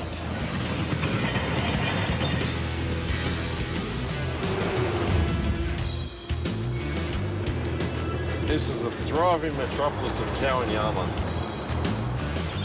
After 9 gruelling hours on the road, he finally drops off his 75-tonne load. Covered in dust, love it. We'll find somewhere on the side of the road just out of Kawanyama to camp. And then first thing in the morning, we'll head back to Nolan's.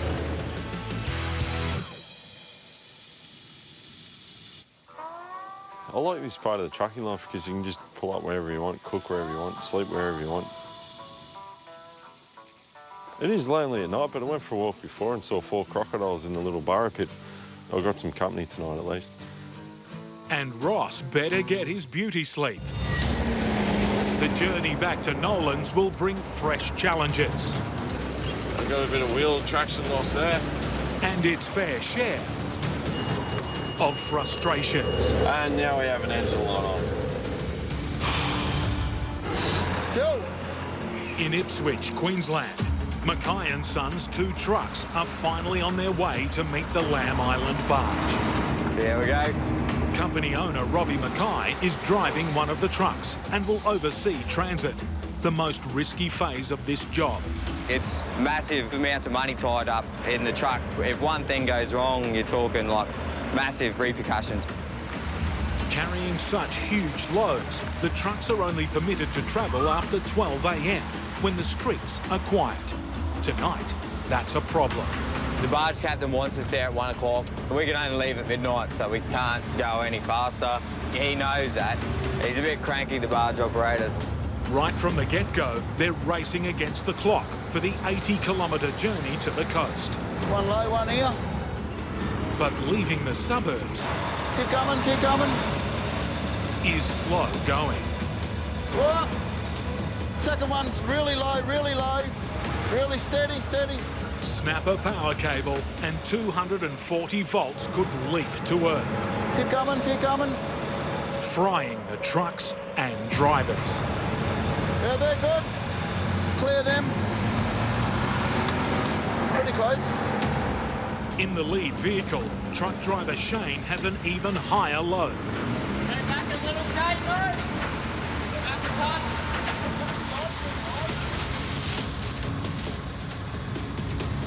It's not just low-hanging wires that slow progress. Oh. City streets aren't designed for massive 8-metre wide loads. Keep going forward. Whoa. Lift this side back up that little bit. Lift this side up. Whoa. Up on the driver's side. Keep going. You're on. You're clear. Keep going. Come on. Pass the side. Hello, you're clear.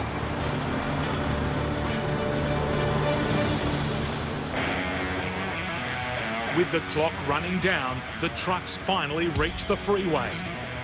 Try and make up for lost time, you know. And can now pick up speed.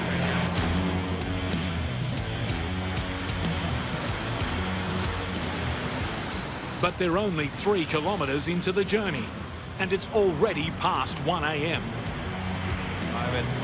We're still probably an hour from the bud, so the barge captain doesn't want to load during low tide. The captain's stressed. The extra weight of the truck could ground the barge if the tide is too low.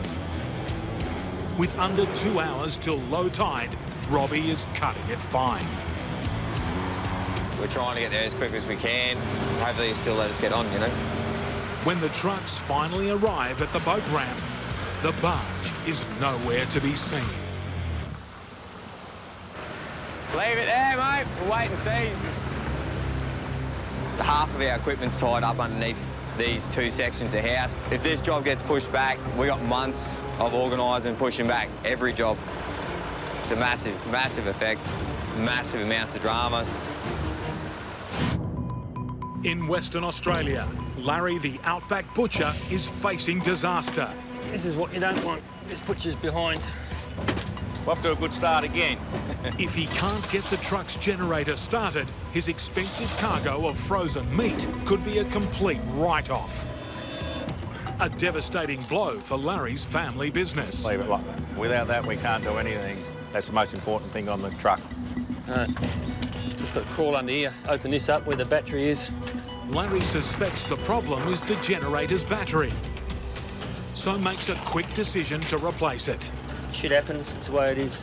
Let's have a go now. If this doesn't work, Larry and the boys will be headed back to Perth in serious financial strife. We'll see what happens.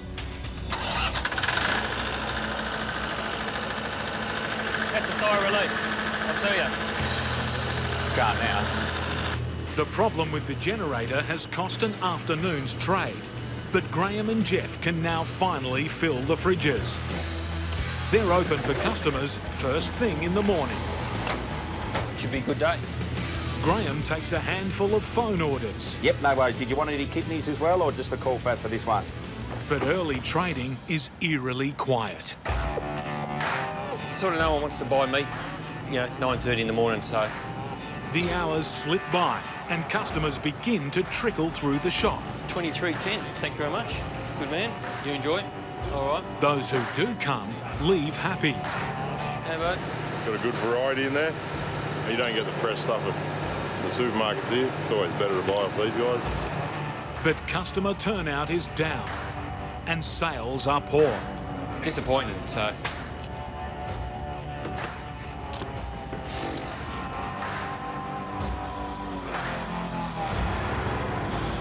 We're off again, let's go.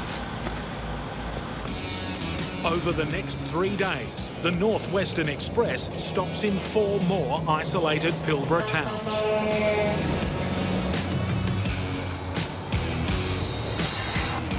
The story is the same in each place. Happy customers. All right, keep it going.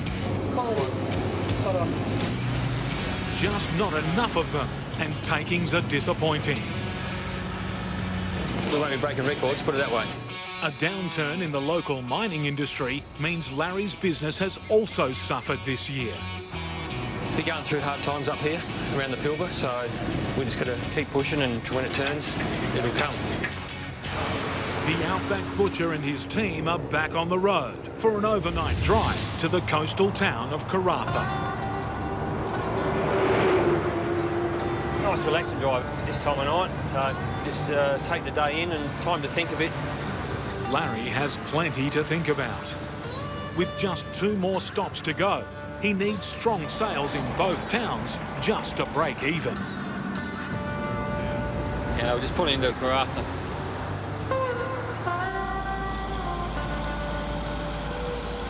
Let's get the torch and have a check over, make sure everything's all good.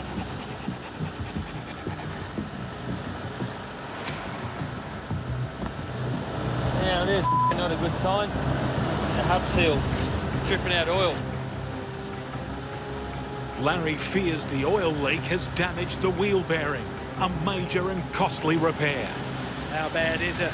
Bad enough. Don't want to risk carrying on. Could be catastrophic, that one.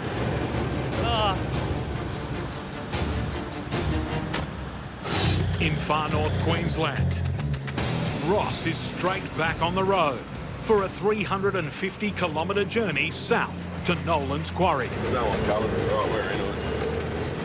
Unloaded, his rig is 75 tonnes lighter and can travel faster. But less weight on the tyres Coming up to another dust pit. means less traction.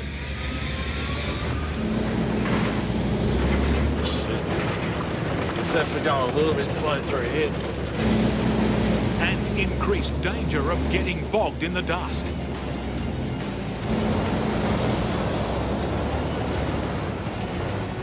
Dust is horrendous. It's on the flat.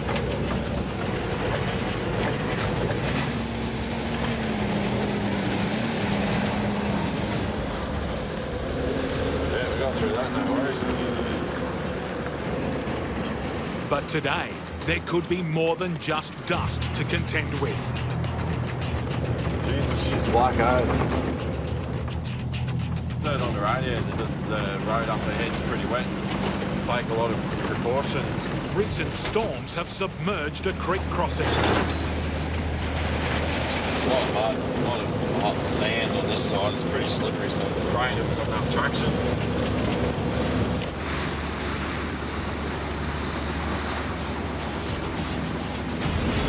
A hidden bump.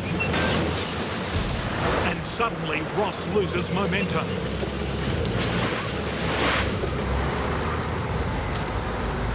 He just makes it through the creek, but the truck's in trouble. And now we have an engine light on. Unable to take any more abuse, the road train limps to a stop. Ross is stranded in the middle of nowhere. We just need to hustle and get this on. On the coast of southeast Queensland, Robbie Mackay endures a nervous delay, waiting for a heavy-duty transport barge. Stormy conditions have forced a late arrival. They brought the barge down to where we get loaded from, but it was just getting bashed against the pylon, so they had to take it out to sea so that it didn't smash itself to pieces. Go! The tide is dropping fast. There's an increased risk the barge could run aground under the weight of their giant cargo. Rushing this tricky manoeuvre could prove a very expensive mistake. Front up! Right? When you're backing into the barge, momentum can just drag the truck, house, everything into the ocean.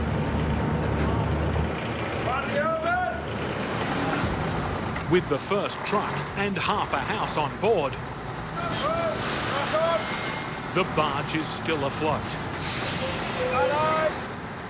And they can set sail for Lamb Island. just over an hour later, Right, Shano. they disembark. Now Robbie's done the tricky bit, the boss can go home, and Shane takes the wheel for the drive to the house's new coastal site. Dawn breaks, and most of Lamb Island slumbers. But the Mackay crew are still hard at work. You can go back, straighten up, and you can go back probably another 6 metres. The second truck has finally arrived. Real steady. And the team can rejoin the two sections of house. Left down and straighten up. It's been a long, arduous night. Hey. Positioning the second section of house requires millimetre-perfect precision. We're almost at the right height and everything now. We're just setting up some anchor points on this small piece here. So we hook some chain and winches up and winch them together. The house is now back in one piece. Grab it out, Kev, go for it. All clear. And it's nearly time to knock off. It's been high stress. Close scrapes. And tight squeezes. Right. All in a day's work for Mackay and Sons team. Darren started this job more than 24 hours ago. For him, there's no rest until the house sits firmly on its new stumps. I'll be happy when I see the last bit of concrete goes in their moles. And we're on the barge and on the way home. They've moved an entire house from the suburban streets of Ipswich to a new coastal island home. Job done. So, you fix one. 200 kilometres from home base at Nolan's Quarry, Might just be a temperature thing. Ross's rig has broken down. He suspects the radiator is dangerously low on water. We hit a pretty big pump, so I don't know if it's done damage or not. The moment of truth.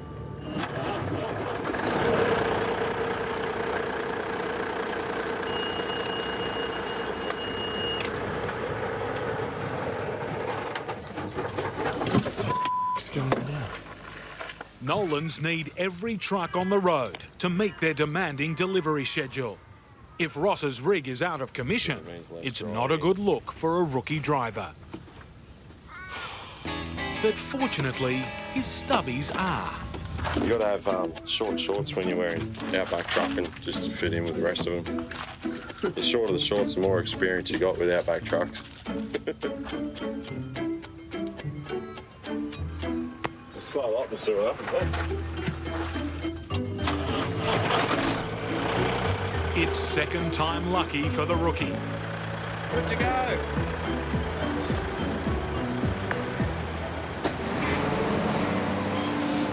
The student trucker has earned his stripes. Ross's rig once again rumbles south towards Nolan's Quarry. Back on the road again, we got the truck fixed. It's just a broken wire that's sitting on top of the engine. Broken wires are a common problem on this road.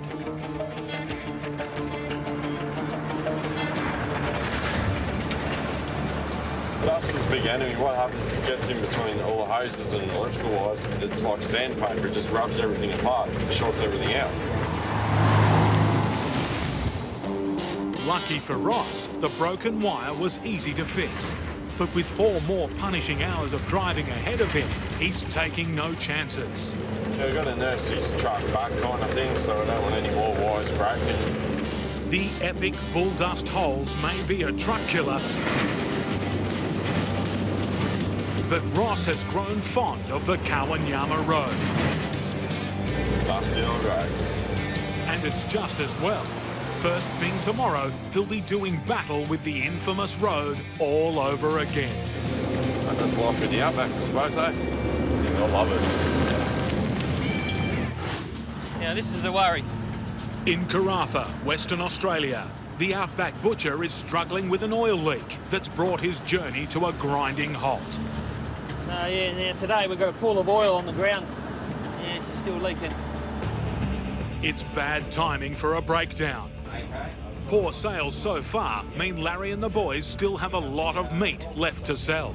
Probably about 11 tonne on board, and we've probably gone through about six tonne so far at the minute. If the truck's in need of major repair, Not going to go away. It's going to get worse. they'll miss out on a potentially huge day of sales in Port Hedland. It's been a journey plagued with problems. And time to call in the trucking cavalry. Stuff the trunk, I couldn't believe it. It's pissing out oil again. Dude. Outback mechanic, Brock Johnson. Yeah, he's on time. Hey, how are you, mate? Good to see you. You going all right? Yeah. Yeah, you always got the worst fears, haven't you? You know, so I know my mate. He knows his mechanics, so I'll leave it to them guys. It doesn't take long for Brock to find the cause of the oil leak. A blocked breather valve. Simple little valve like that, be worst nightmare if you do bloody a diff, bearings, everything, because there's no lubrication in there. Lucky for Larry, expert help is on hand. You save the trip, again.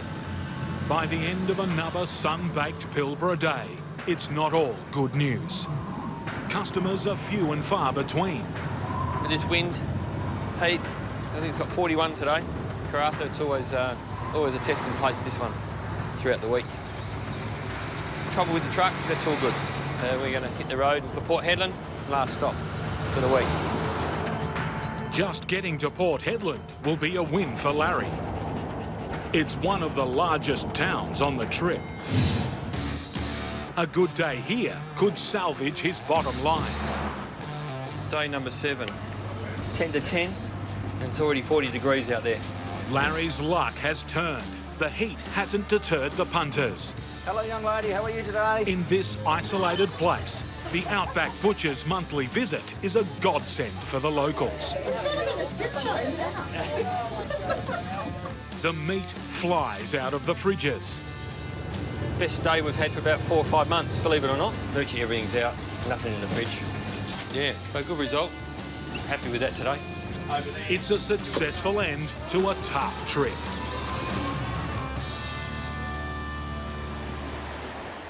Once again, Larry's laid it all on the line for the family business. It was a massive gamble from the beginning, but a dream he just had to chase. Yeah, go this way.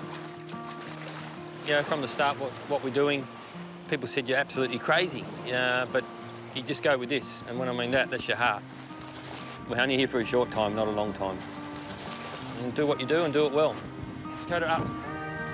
The dog's looking forward to getting home. The family's waiting to see us. Bill hugs and kisses that we got back safe.